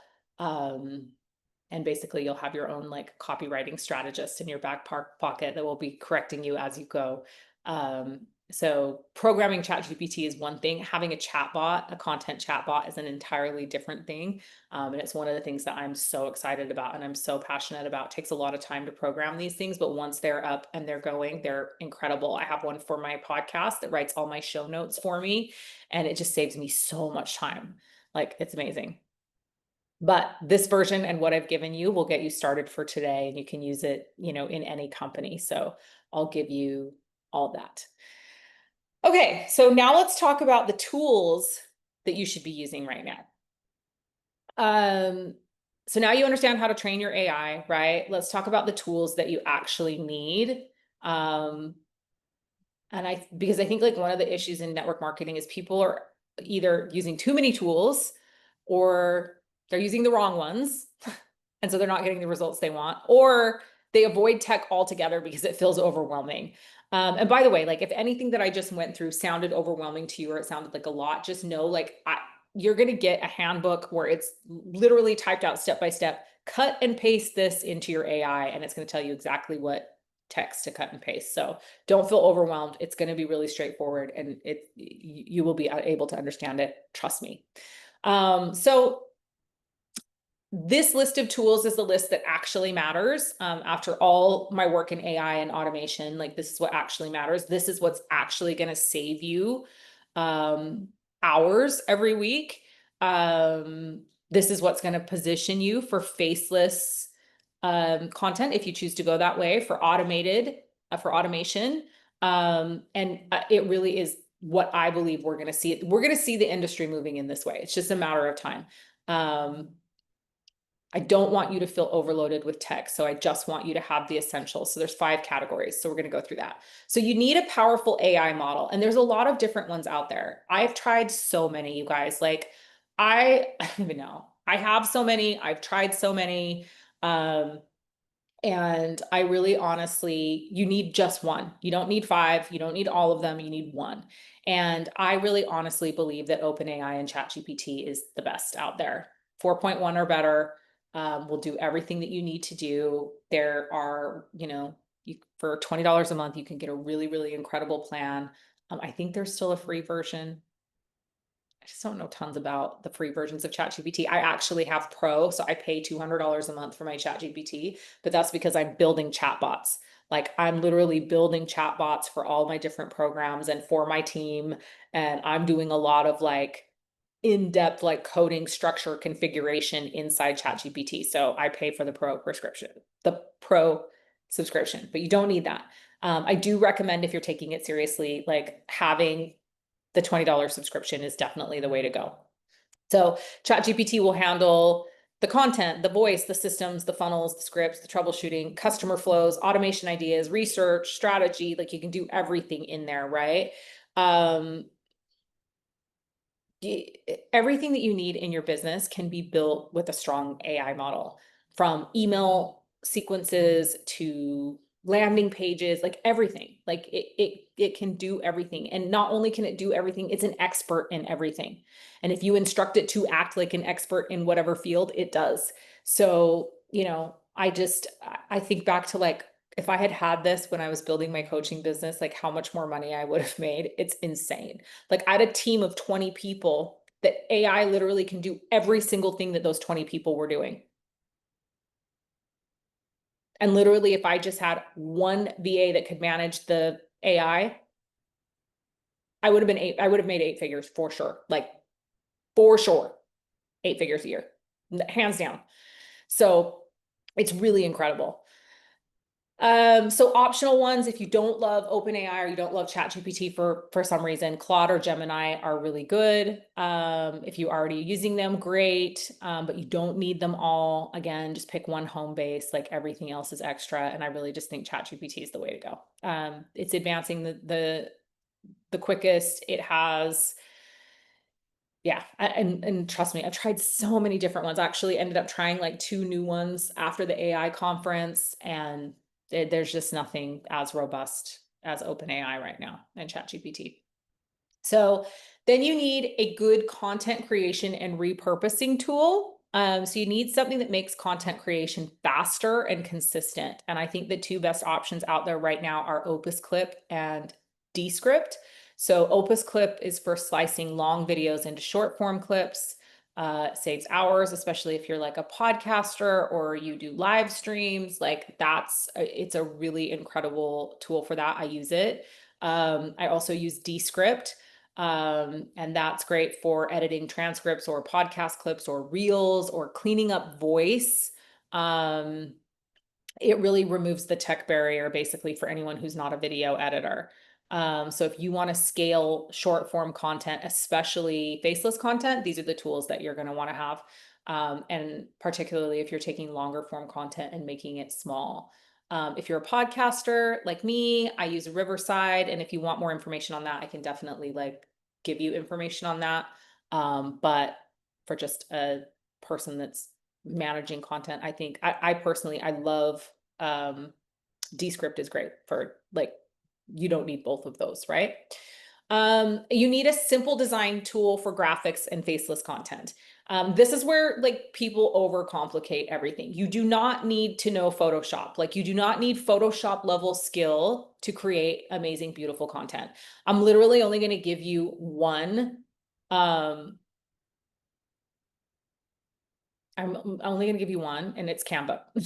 And get Pro. Spend the $4.99 or whatever it is a month and get Pro. Like Canva Pro is easy, it's reliable, it literally has everything you need to build. It has AI built into it now, so you can literally create images inside Canva with AI.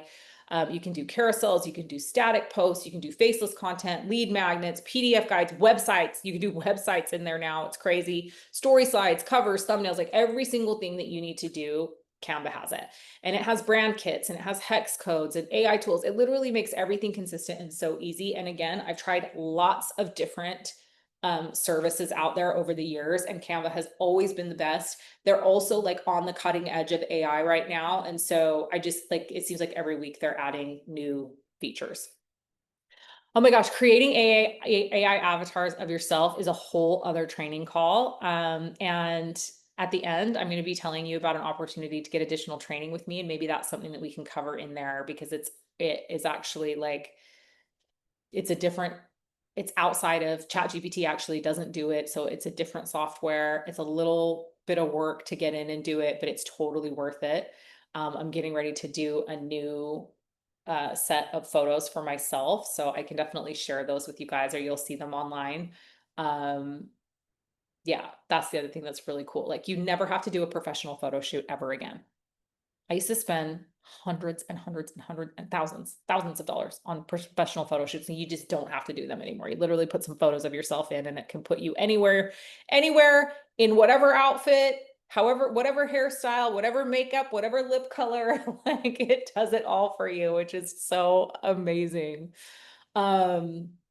There's several different softwares that do that. I didn't cover it in this today, but maybe that's something, if that's something that you guys are interested in knowing about, we could do that in the bonus training for sure. Okay, a scheduling and batching tool. So I think that this is good for some people. I don't actually like this. So, and it's just because I want to have a little bit more control over my content, but posting content shouldn't depend on your mood, that's for sure. You definitely need something that's going to keep you accountable to posting your content once it's created. And so a service like Metricool or Later are really good. I think Later is amazing. Like I actually love Later, but I do the majority of my Instagram and Facebook stuff in, I have a business account with Meta. I have a professional account. So I do the majority of my stuff in the business manager inside Facebook for that. But both Metricool and Later are easy. They post across multiple platforms. They help you with batching so you can stay consistent. And if you're wanting to grow faceless accounts, this is going to become actually pretty important. And it helps you avoid posting in panic mode. And that actually keeps your business moving and moving consistently. You then also need a basic automation tool. Some network marketers are doing this, but they're doing it very generically. But network marketing really does need to catch up here, because automation isn't just for influencers, it's for network marketers as well. Anyone really that wants to run a business without getting burned out. This is again a do as I say, not as I do, because I end up responding to most of my messages directly. But as my business grows and expands, especially as I'm stepping into this new venture, I know I'm not going to have time. So I'm going to have to set this up again. So a service like ManyChat is amazing because it runs automated DM flows. It does customer follow-up for you. It does lead nurturing. It does mini funnels. It even can do product breakdowns and onboarding steps. That's the thing, like where you comment, like comment flow, right? If you want information on this or comment whatever, and then it sends you, like you comment on someone's post and then it automatically sends you something to your inbox. There's ways to go about formulating that content so it doesn't sound so bot heavy. And I always recommend, if you're using an automation bot, that you straight out the gate say, hey, this is Leah's automation bot. I'm just getting you that information that you want, and don't try to act like it's you. Like, you know what I mean? Because that's what puts people off, is when they're talking to a robot and you're not being like forthright or transparent about them talking to a robot. But everybody understands that people are busy in this day and age. And so, and again, they want instant information. They don't want to have to wait for you to get back. And honestly, they don't really even want to have a conversation with you most of the time. They just want the information that they want. So if you can provide a lot of that in an automated way where they're just having to click a button and then they're getting what they need, like, that's much better than them having to go back and forth with a conversation. And I always check my messages when I'm using these, because if someone does want to talk to me, of course, I'm going to pop in there with an audio message or a direct response to a question that they have. But if they have the ability to get a lot of their questions answered or even purchase right on the spot, like, that's going to be much better for you. That this tool alone, ManyChat, can really replace like 3 hours a day that you end up spending in your inbox when your business, if your business blows up and explodes and gets busy. And for faceless accounts, this is often like the backbone of the whole system. So there's that. And then, yeah, so I actually, I looked at NowSite, and I was actually recruited by them, and because I was doing something with one of their competitors at the time, and so I was recruited by them, and I think NowSite has some really good um aspects to it, like 100%. But I just find that even within NowSite, a lot of because I demoed it for a while. What I do love about NowSite, that I will say, is their lead generation is incredible. Like, they did a demo for me and did lead generation through LinkedIn, through my LinkedIn profile, and it was spot on. Like, the messages that it generated for me, like, to talk to me, I was like, I would totally respond to this if I got this cold DM and it said this. So that's good, but that's their more expensive plan. It's like 150 or something, 125 or 150 if I remember correctly. I think that for less money than what you pay for an outsite, you can train your ChatGPT to do the same and actually be probably more specific, just from what I saw. But I haven't looked at NowSite it's been a year, so they may have made updates or changes since then. Okay, so optional tools, these are like kind of the next level things. Like, that, what I just told you, is the base of what you need. The next level tools, like, this is like when you're ready. These aren't required, but they are really powerful for scaling, is something like Notion, which helps you organize, Notion or Trello, right? That helps you organize your system building. It's really great for team duplication. If you're coming onto my teams, I'm going to create all this stuff for you, so you don't need to worry about that. But if you have teams elsewhere, Notion is great. Zapier is a tool that connects all your different tools, so that's awesome. CapCut, if you're making your own videos, I use CapCut a lot with my podcast, and I really like that. CapCut's this thing that like takes you from having to be an expert or a pro in Photoshop to being able to do Photoshop level stuff in video editing. It's a little harder to understand and walk through than like a Descript or a Opus Clip, which is kind of like automated. It does it for you automated. This is where you have more editing control in a CapCut. Something like Captivation Hub or Stand Store is great for digital funnels, PDF delivery, low ticket offers, things like that. And I can definitely share more with you if you're interested in knowing more about that. Just send me a DM and I can chat with you about what I use from that perspective. So you don't need 20 tools. That's the thing I think that's really important. You need a handful of smart tools that remove that friction that we talked about, that save you time, and support the way that people are actually buying and purchasing now. And these are the tools that I use. Like, I'm not giving you anything that I don't use. They're the tools that my AI teams will be built on. And these are the tools that will make it possible for you to build a real business without, walking around your whole entire life like this, looking and lost in your phone, and actually be able to have the time freedom that you want and have the time with your family that you want. So, now that you know all these tools, I want to show you like what all of this actually creates when you put it together, right? Because AI isn't just about writing captions, it's literally about building the entire network marketing model. So,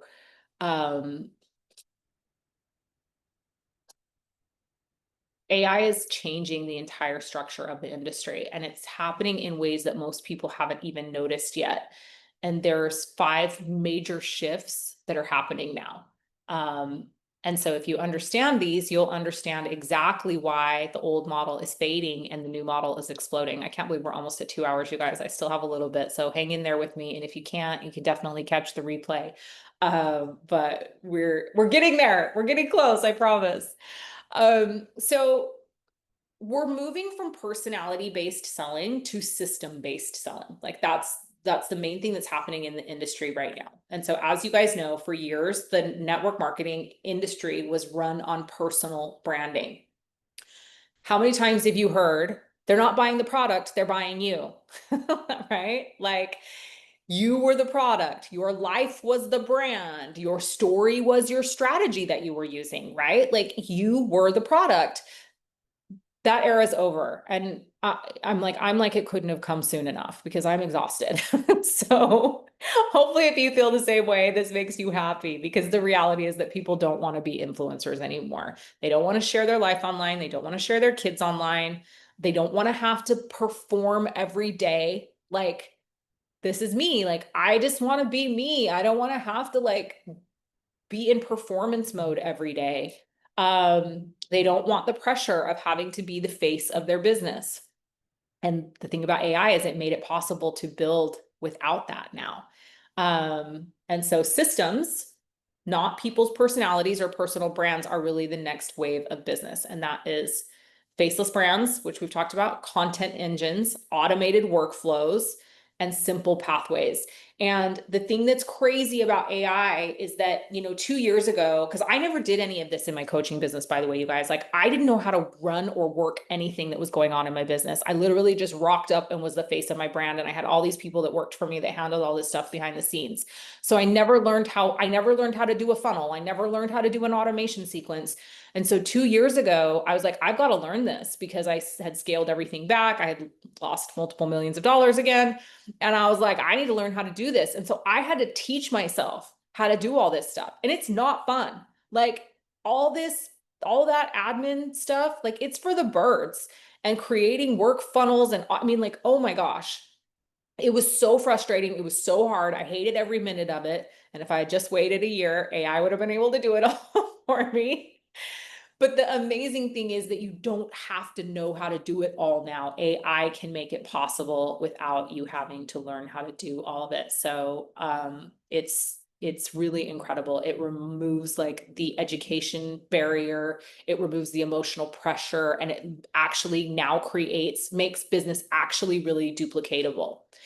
The other thing that's happening is AI is removing the skill gap that held a lot of people back in network marketing, right? Because old network marketing actually required you to be a writer of some kind, a salesperson, a marketer, a content creator, a recruiter. You had to know how to recruit, right? You had to know how to coach. You had to know how to be a storyteller. You had to build a brand. You had to motivate people. You had to be a photographer, right? Or get photos taken. You had to be an editor. Like you had to have all these skills. And that's why you saw that a very small percentage of people actually became top leaders and made money. They were the people that had all these skills or were able to develop all these skills. The beautiful thing about AI is that you don't have to do that anymore. So it gives you more of a competitive edge in the industry. So most people couldn't do all of that sustainably. So they quit or they plateaued or they just didn't make money. And AI's removed that barrier. So I love that. So now anyone can write, anyone can create content, everyone can explain products, everyone can set up systems. Everyone can organize their business and create funnels and build faceless accounts and run DM flows and onboard new people. You know what I mean? It doesn't have to be this huge complex thing.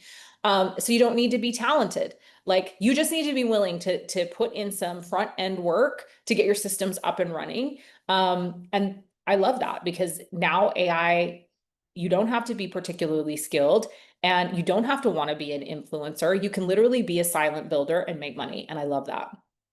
So the next thing is that AI has now actually, I mean, how much have we heard about duplication in network marketing? It's like all you ever hear. You have to duplicate, you have to duplicate, you have to duplicate. But no, most people don't even know how to do that. And the systems that are set up aren't set up to help them do that. But AI actually makes duplication real. Um, and it takes the chaos out of it. So, you know, you would have all these trainings on how to duplicate all these different scripts, all these expectations, and it just was a lot, right?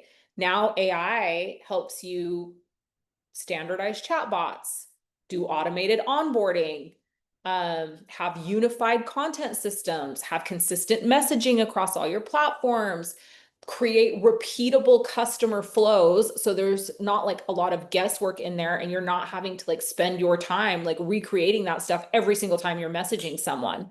Um, and then you can also build faceless brands that anyone can plug into. And I love that. So for the first time, like your duplication in network marketing doesn't depend on your leader's personality or whether your leader is good at setting these systems up or whether your leader has the energy to help you with personal output. Like it's systems. It depends on systems now, and AI can build those systems for you. The fourth thing is that AI is building the rise of faceless growth. And that's really where I see the power and potential. And one of the things I'm really going to be focusing on, because AI will create the scripts for you. It will create the captions. It will create the templates. It will create your content calendars for you. Maybe that's something we can do in bonus training too, is talk about content calendars. It will create your niche guides. It will create all of your DM flows. It will tell you exactly what to input where as you're creating those DM flows. It will create your product breakdowns for you. It will create your educational posts. And you can do all of that without showing your face on camera. Creating a faceless account actually used to be hard. And it's not. Now it's streamlined. And so for our people that want to build and don't want visibility, or maybe are in another company and so they don't want to be visible, right? Because they're promoting another company. They want to do something else on the side that makes them money. And so many network marketers, top leaders are doing this. They're selling, they've got other accounts at other companies that they're doing faceless. So from a just kind of insider perspective, just so you know, like this is happening. So if that's you and you've already got a strong network marketing business somewhere and you want to add another one, you could do it through a faceless account. And AI is just shifting the entire customer experience because, like I said, buyers want fast and clear and non-pushy information. They don't want to sit through a whole script. They don't want the hype. They don't want the team culture theatrics. And so AI actually gives that to them. It gives them instant answers, clear breakdowns, quick comparisons, product explanations, price transparency, immediate follow-up, which is huge. They don't have to wait for you to wake up. Personalized communication, especially me when you're on the other side of the world, and zero pressure conversations. Zero pressure conversations is huge. When someone's talking to automation, they're not feeling that pressure of like they're having to talk to a person and they don't want to let the person down, right? So it just changes the buying experience. It removes the friction, that friction that we were talking about. It removes awkwardness, right? And then you don't have to feel like you're bothering people, which I think that's one of the things that really holds people back in this industry is they don't want to feel like they're bugging people. And it removes that. So this is why I'm building AI teams. I don't want to replace reps. I just want to give them leverage. I just want to give you systems that will actually work in your business. And I want to give you a way to build that actually fits your lifestyle. And I really truly believe that the people that understand how to use AI in this space are going to be the leaders of the next decade. They're going to be the new top leaders. And it's not because they're special or particularly skilled. It's just because they're early adopters and they are willing to go learn how to use some tech. So that's kind of the content session. So I know that was a lot, you guys. I know that was a lot of content. Again, I'm going to provide all this for you. I hope that you found this really, really valuable. I want to talk to you a little bit about some of the systems that I'm building for my teams, my network marketing teams. Now that you understand where the industry is, you understand what's broken and how AI is actually changing everything in our industry. I want to show you what I've been building. And by show you, I mean tell you. If you join my teams, I will show you, but I'm going to tell you about it. And they aren't theories. Like these aren't theories. Like these are actual systems that remove the friction and they protect your energy and they keep you from burnout. Like right now, my main focus is my husband and my children. And I will never again step into a world where that's not my number one priority. I did it for way too long and I'm just not willing to do it anymore. And I think it's important for you to understand that most people don't fail in network marketing because they're lazy. Like they fail because they're expected to do too many things at once. And they don't have the capacity to do that, or they don't have the personality to do that. And, like not everybody can write and create content and be visible and talk in DMs and onboard people and teach people on their team and run calls and run webinars and answer questions and stay consistent and then also keep their life together and be a mom and be a wife and like it's really hard. It is. And something has to give. And I just don't want it to be people's families anymore. And you just can't sustain without some level of support. And so what I did is decided to build the support for my people. So I have 6 systems that I am going to be unveiling to my network marketing teams. And they work together and literally like anyone can plug into this business, even if they've never built one before. So the first one is going to be our faceless account engine. And so I'm helping people build niche-based faceless accounts, content calendars, caption frameworks, text on screen content scripts, point of view clip ideas, B-roll scripts, human sounding AI prompt sets. I'll be helping people with video hooks and short form structures, weekly content rails. And yeah, so it's basically going to help you build without showing your face, without branding yourself, without sharing your life, and without being on 24/7. So I'm super excited about that. Then I'm helping my team with automated DM and follow-up flows. Because the reality is our inboxes are where most sales go to die. Like, how many times do you get somebody in your inbox about something and then it just goes cold?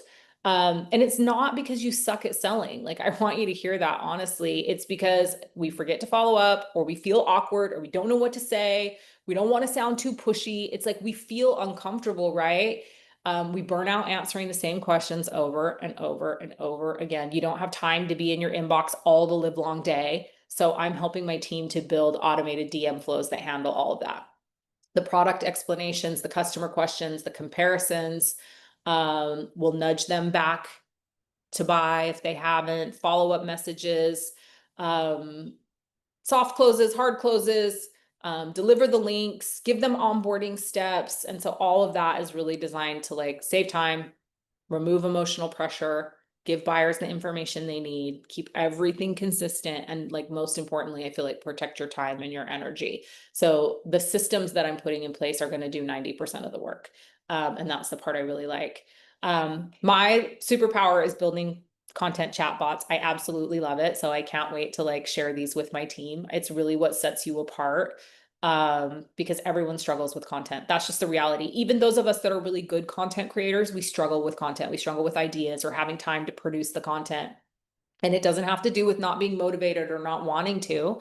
It's just that, again, we have all these expectations that we need to be all things to all people and fill all these roles within a business. And it's hard. So, my content chatbots for my teams are going to give them daily content ideas and faceless content scripts and carousel outlines and short form video scripts, 30-day content calendars. Like, we're just going to do a lot inside the chatbot section of the team. Something I'm so excited about, which I know anybody who has been a network marketer before and has enrolled team, is our onboarding and education chatbots. So one of the things I really love about the service business that I just enrolled with is that the upline already has this. She's already got the onboarding and education chatbots that are set up, so I can literally plug my people straight into them. It's amazing. I'm going to go beyond that and create some kind of 14-day getting started education chatbots for enrollment, so that you're not having to answer the same questions to your people over and over and over. So it really helps, because like these team chats, they get like so full of noise, right? People are asking the same questions every single day. You're having to like, whoa, there's an earthquake happening right now. Ring of fire. This is what happens when you live in the ring of fire. You get a little earthquake mid Zoom. It feels like, it makes me feel like a little nauseous. nauseated. Um, anyway, this system is going to help you to onboard your customers, onboard your enrollments, walk them through setup, explain the compensation plan, teach them how to order, like everything that you're having to spend your time educating your team on, this is going to do. And then we're going to have a content and conversion ecosystem where everything kind of comes together. Because I believe that like a lot of people out there can create content, but they don't actually create content that leads someone somewhere. So we're going to spend a lot of time on like what that looks like, from a content map and an education sequence to like how to nurture customers through customer nurture paths and how to build credibility with our audiences. I love stuff like buyer psychology formulas and frameworks and understanding consumer behavior. So that's going to be all included in there so that people can really understand what that looks like. And then just the team operations and the duplication, which is the stuff that people need to be successful, right? So the daily action checklists and the weekly workflows and dashboards and task maps and all of that stuff, like that's all going to be generated for my team and in systems and be clear and simple and duplicatable. I want everyone to be able to plug in. I want anyone to be able to move forward. I want everyone to be able to win. And I know that's possible with AI. So I really think like this is the future of network marketing. It's not hype. It's not scripts. It's not visibility pressure. It's just actual systems that help remove that friction that we were talking about. I want to help you save time. I want you to protect your energy. I want you to spend time with your family. I want you to build your business in a way that actually fits your lifestyle, not have to mold your lifestyle around your business. And I think AI is such an incredible tool for that. Like you just create a system and then you follow a system and then you let the AI run it for you. So I am currently building teams with 2 opportunities. I know this has been so long. I'm going to wrap this up. But if you can just hang in for a little bit longer, I'm going to tell you quickly, briefly about these 2 opportunities. And then I am going to give you at the end, I'm going to share how you can take advantage of a bonus pack of extra tools and extra training as a thank you for being here and lasting this long. And it's all stuff that you can actually use in your business, regardless of what that business is tomorrow. It's not company specific. So after I go tell you briefly about these 2 opportunities, then I will tell you how you can grab that training. So I have been with a company called Frequence for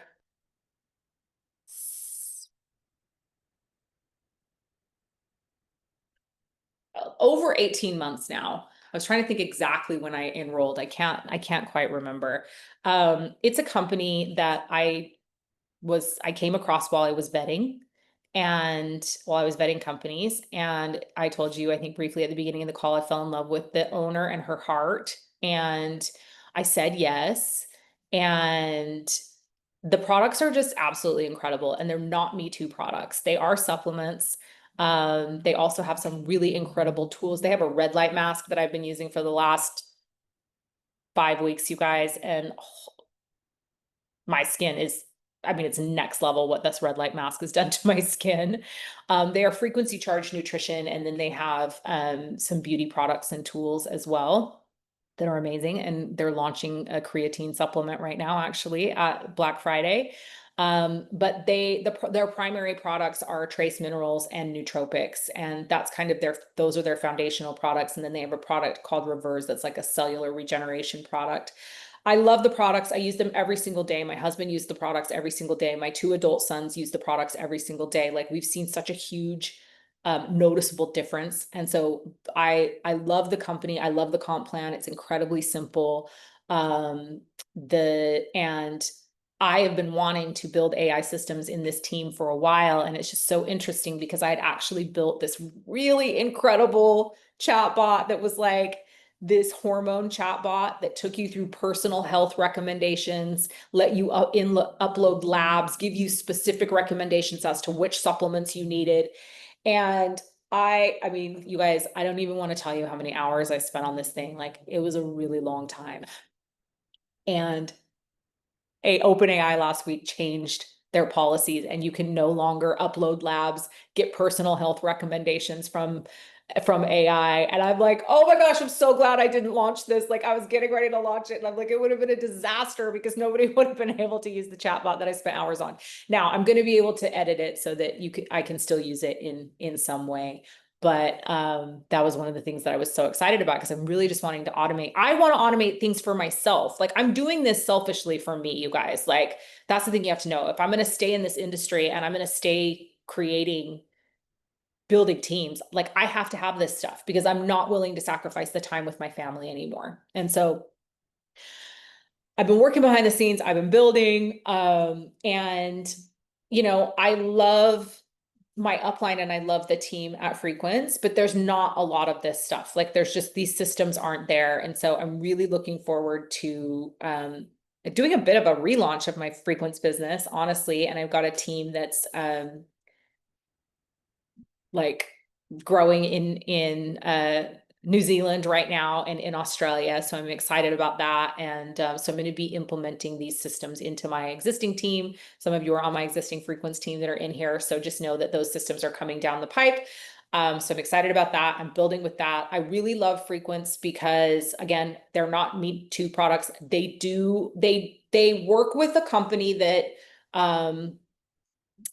formulates and produces products for other nutritional companies, but they are very unique in the way that they formulate their products. They do a lot of checks when it comes to formulation. A product formulator that I really, really respect is actually the person that brought me the opportunity. She said I needed to take a look at it because she had looked at their products from a formulation perspective.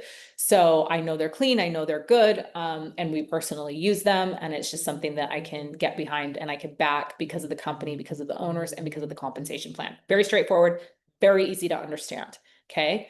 And you can make a nice little income there. The reality of product MLMs these days, guys, is that it's very, very difficult to become a six-figure earner with product sales anymore.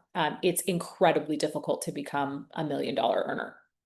And I just think, again, this is the things that we talked about today, Amazon, TikTok. But if you're interested in an incredible product company that can help you make an extra 1,000 to 2,000 to 5,000, maybe even dollars a month, depending upon how much work you're willing to put in, it's a great opportunity. And I would love to share that with you. If you want more information on that, let me know. It's perfect for faceless accounts. It's going to be really great, I think, for faceless. I'm definitely going to be creating a faceless account just for my Frequence business, and running faceless. I do share Frequence on my regular account as well. And I'll be doing more of that now as I'm kind of relaunching my team, but that's one opportunity. The other one is Legal Shield. And wow, I can't even explain to you how shocked and rocked my world has been over the last couple of weeks around Legal Shield. Like, I would have told you that it was something I would have never, ever, ever, ever, ever looked at, never done. It's so boring. Like I keep saying, it's like dry as dirt. It is like prepaid legal plans. I can't imagine that I ever would have like even looked at this. But I looked because this woman that I really respect in the industry, who I knew was building AI systems, was doing it. And I was like, okay, I'm going to take a look at it because I'm interested in her systems. I want to know what she's doing from a system perspective. And I went to the opportunity call and I was like, wow, this just actually makes sense. Everybody in the United States needs this right now. I'm really passionate about helping people with financial freedom. And one of the things that I know that as you start to earn money, you need is an attorney. And I don't even want to tell you how much money we've spent on attorneys in the last like couple of years after inheriting our family trust and having to like make all these changes and do all this stuff. And it's just wild. And when I saw this service, I was like, this is a $37 product that every single person needs. And it was so crazy, the timing of it, because Sean and we inherited our family trust 2 years ago. And, we've just kind of been getting all of our ducks in a row. But like 3 weeks ago, I was like, we've got to get our will done. Like, we've got to get our will done. And now Josiah has moved away from home and Jake lives away from home. And I'm like, and we really need to get advanced directives done for the kids. Like, they need advanced health directives in case something happens so that we can make decisions for them, you know? And I'm like, these are the things that keep me up at night. I wake up at 3 in the morning and I'm like, we need to get our will done, you know, like, I think after you hit midlife, like, these are the things you start thinking about, right? So I had actually talked to our attorney and been like, how much is this going to cost us? And it was going to be almost $10,000 for us to do our wills, for Sean and I to do our wills, to do our kids' advanced directives, and to get all the paperwork in place that we needed to get. And I was like, oh, great. Well, we're not going to do that right now. Like, I want to go to Europe for Christmas, so we're not doing that right now. And then a couple weeks later, Legal Shield comes into my awareness, and it's included in the $37 plan. And I'm like, what do you mean? Like, included? Like, yeah, the whole thing's included. So literally I just saved myself 10 grand, which is insane. So I'm super happy about that. So I was already happy about that. We had another issue with our bank that's in Utah that we have our trust in this week. And somebody got a hold of our account. We had some fraud in there. They wiped out like $5,000 out of our account. And so we went through the fraud reporting process and, contacted the bank, and then they were supposed to like get a new debit card. And it's where all of our rental money goes from our income properties. And then we use that money to pay our house payment here in Bali. So it's literally like a transfer, but we do it through credit card. Living overseas is hard because this is like, we have to like put money where we can easily access it. Well, this fraud in the account basically shut down our debit card, and we're not in Utah to go get it. And so Sean like talked to the fraud department, explained our situation. We've banked with them. My father-in-law has banked with them for over a decade, but our family trust account is there. And we're like, we need a debit card. So our person that kind of handles our property management in our Fillmore property we have a joint account with him that's connected to our trust account, so we can transfer money in there to take care of the property. And so we asked the fraud department, like, can he go pick up the debit card for us and then just send it to us? And the fraud department's like, yeah, sure, no problem. Like, just create a password and then he can go collect the debit card and then send it to us, basically, here in Bali. And so we talked to the fraud department, and then a couple days later, the branch manager at the bank is like, nope, we think it's too high risk. We're not going to allow you to do that. So basically we have no access to our funds. And so Sean's been like emailing the bank and like the supervisor and the supervisor's supervisor, and it's become this whole thing. And he has to get up like super early in the morning in order to like take care of all this. And he's frustrated. And I was like, today, I'm like, babe, go open the app and push the button. Just have Legal Shield take care of it. We pay for it. They'll send them a letter. You'll get the debit card. Like, there's just so many weird things like that this can take care of. And so I got a really epic sheet that I can send you guys if anyone's interested. It's like 101 ways that you could use Legal Shield. And I was like, when I read through it, I was like, oh my gosh, like, I need all of this in my life. But it's a service, okay? And the company's been around for 50 something years. And the most important part of it is that the company is getting ready to go through its next momentum phase. I won't bore you with this. If you want more information on this, you can definitely come to an opportunity call where I can share more with you about this. I have one recorded that I did. And if you understand network marketing and you understand how momentum works, momentum is where the majority of six-figure earners in a company are built. There are 10 seven-figure earners that have come over to Legal Shield, big industry leaders that have come over to Legal Shield in the last 30 days. And I'm just shocked when I see some of the names. Like, there is a movement happening at this company, and it's because it's a valuable service that everyone needs. They also have ID Shield, which protects against identity theft. I'm going to tell you one more super quick question really quick because it's wild. Like, this woman that I enrolled, she's enrolling this woman, and she has a daughter who's an influencer, and she's a Christian influencer, and somebody hacked her account and has started posting porn on her Christian influencer account. And she's not able to get back access control to her account. And she had to contact an attorney. They said it was going to be $6,000 retainer for them to try to get this settled. And it's included in ID Shield for $19 a month. Like, so she basically like doesn't have to pay this attorney $6,000. They will do work until her account's restored, until everything's taken care of for her. And so it's just, it's an incredible service. And again, it doesn't have the issues with product that we have with product companies, inventory, Amazon, TikTok shop, all of this stuff. And it's perfect for faceless accounts, which is the major reason why I said yes to it, because I was like, oh my gosh, I can sell this all day long, faceless. So those are the two opportunities that I am building teams with currently, that I am building AI teams. So if you want to work with me, you can come work with me in one of those companies and build AI systems and teams and faceless if you want, and you could take those systems and you could go use them in your other network marketing companies.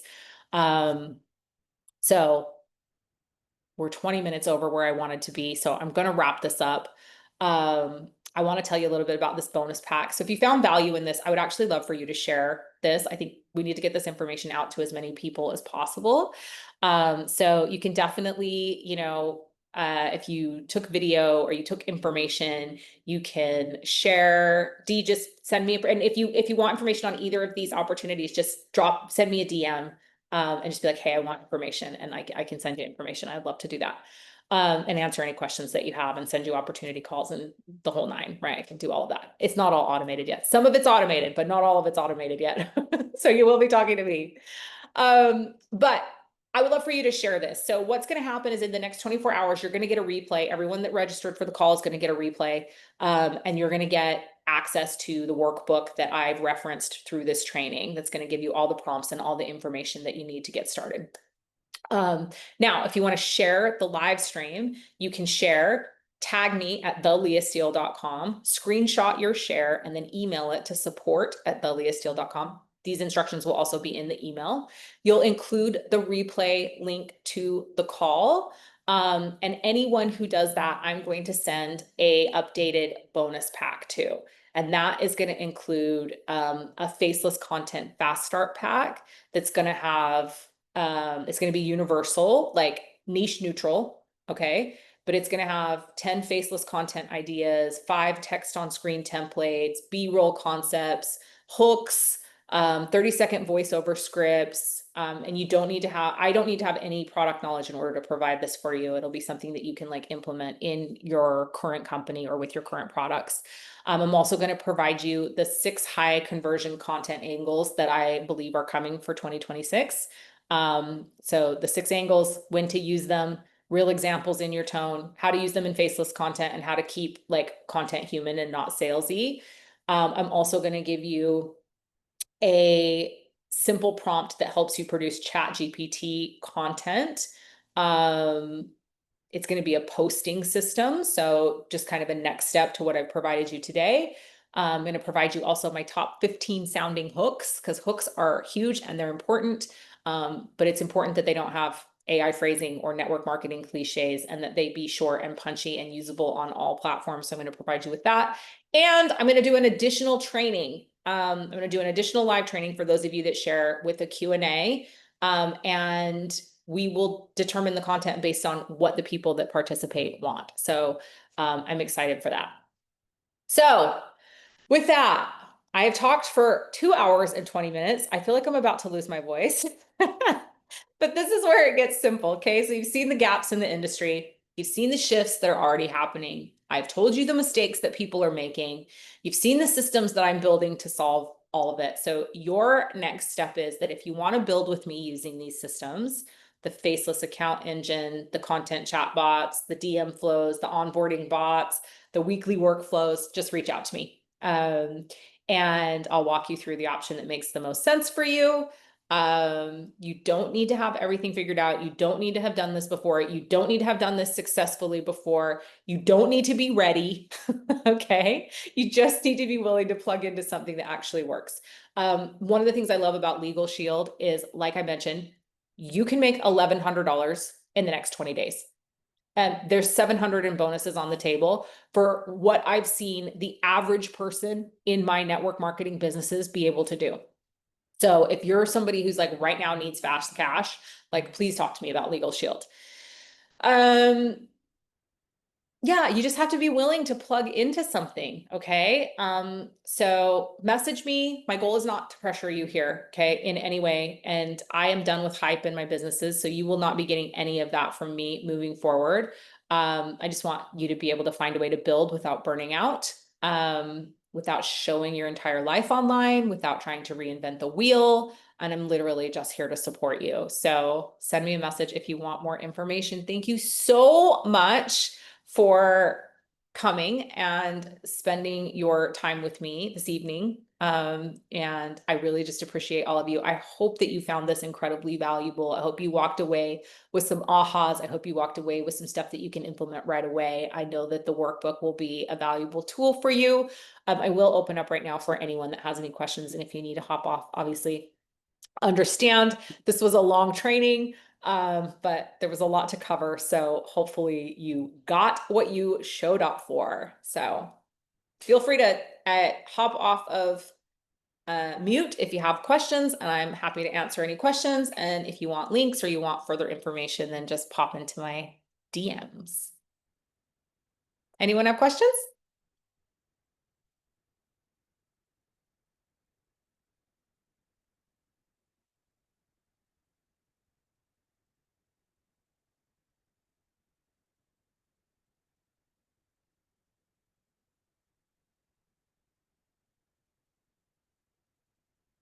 Okay, well, have a beautiful and blessed rest of your day, morning, evening, wherever you are in the world as you are catching this call live or you're watching the replay. And hopefully I'll see a lot of you on the bonus training. Ciao.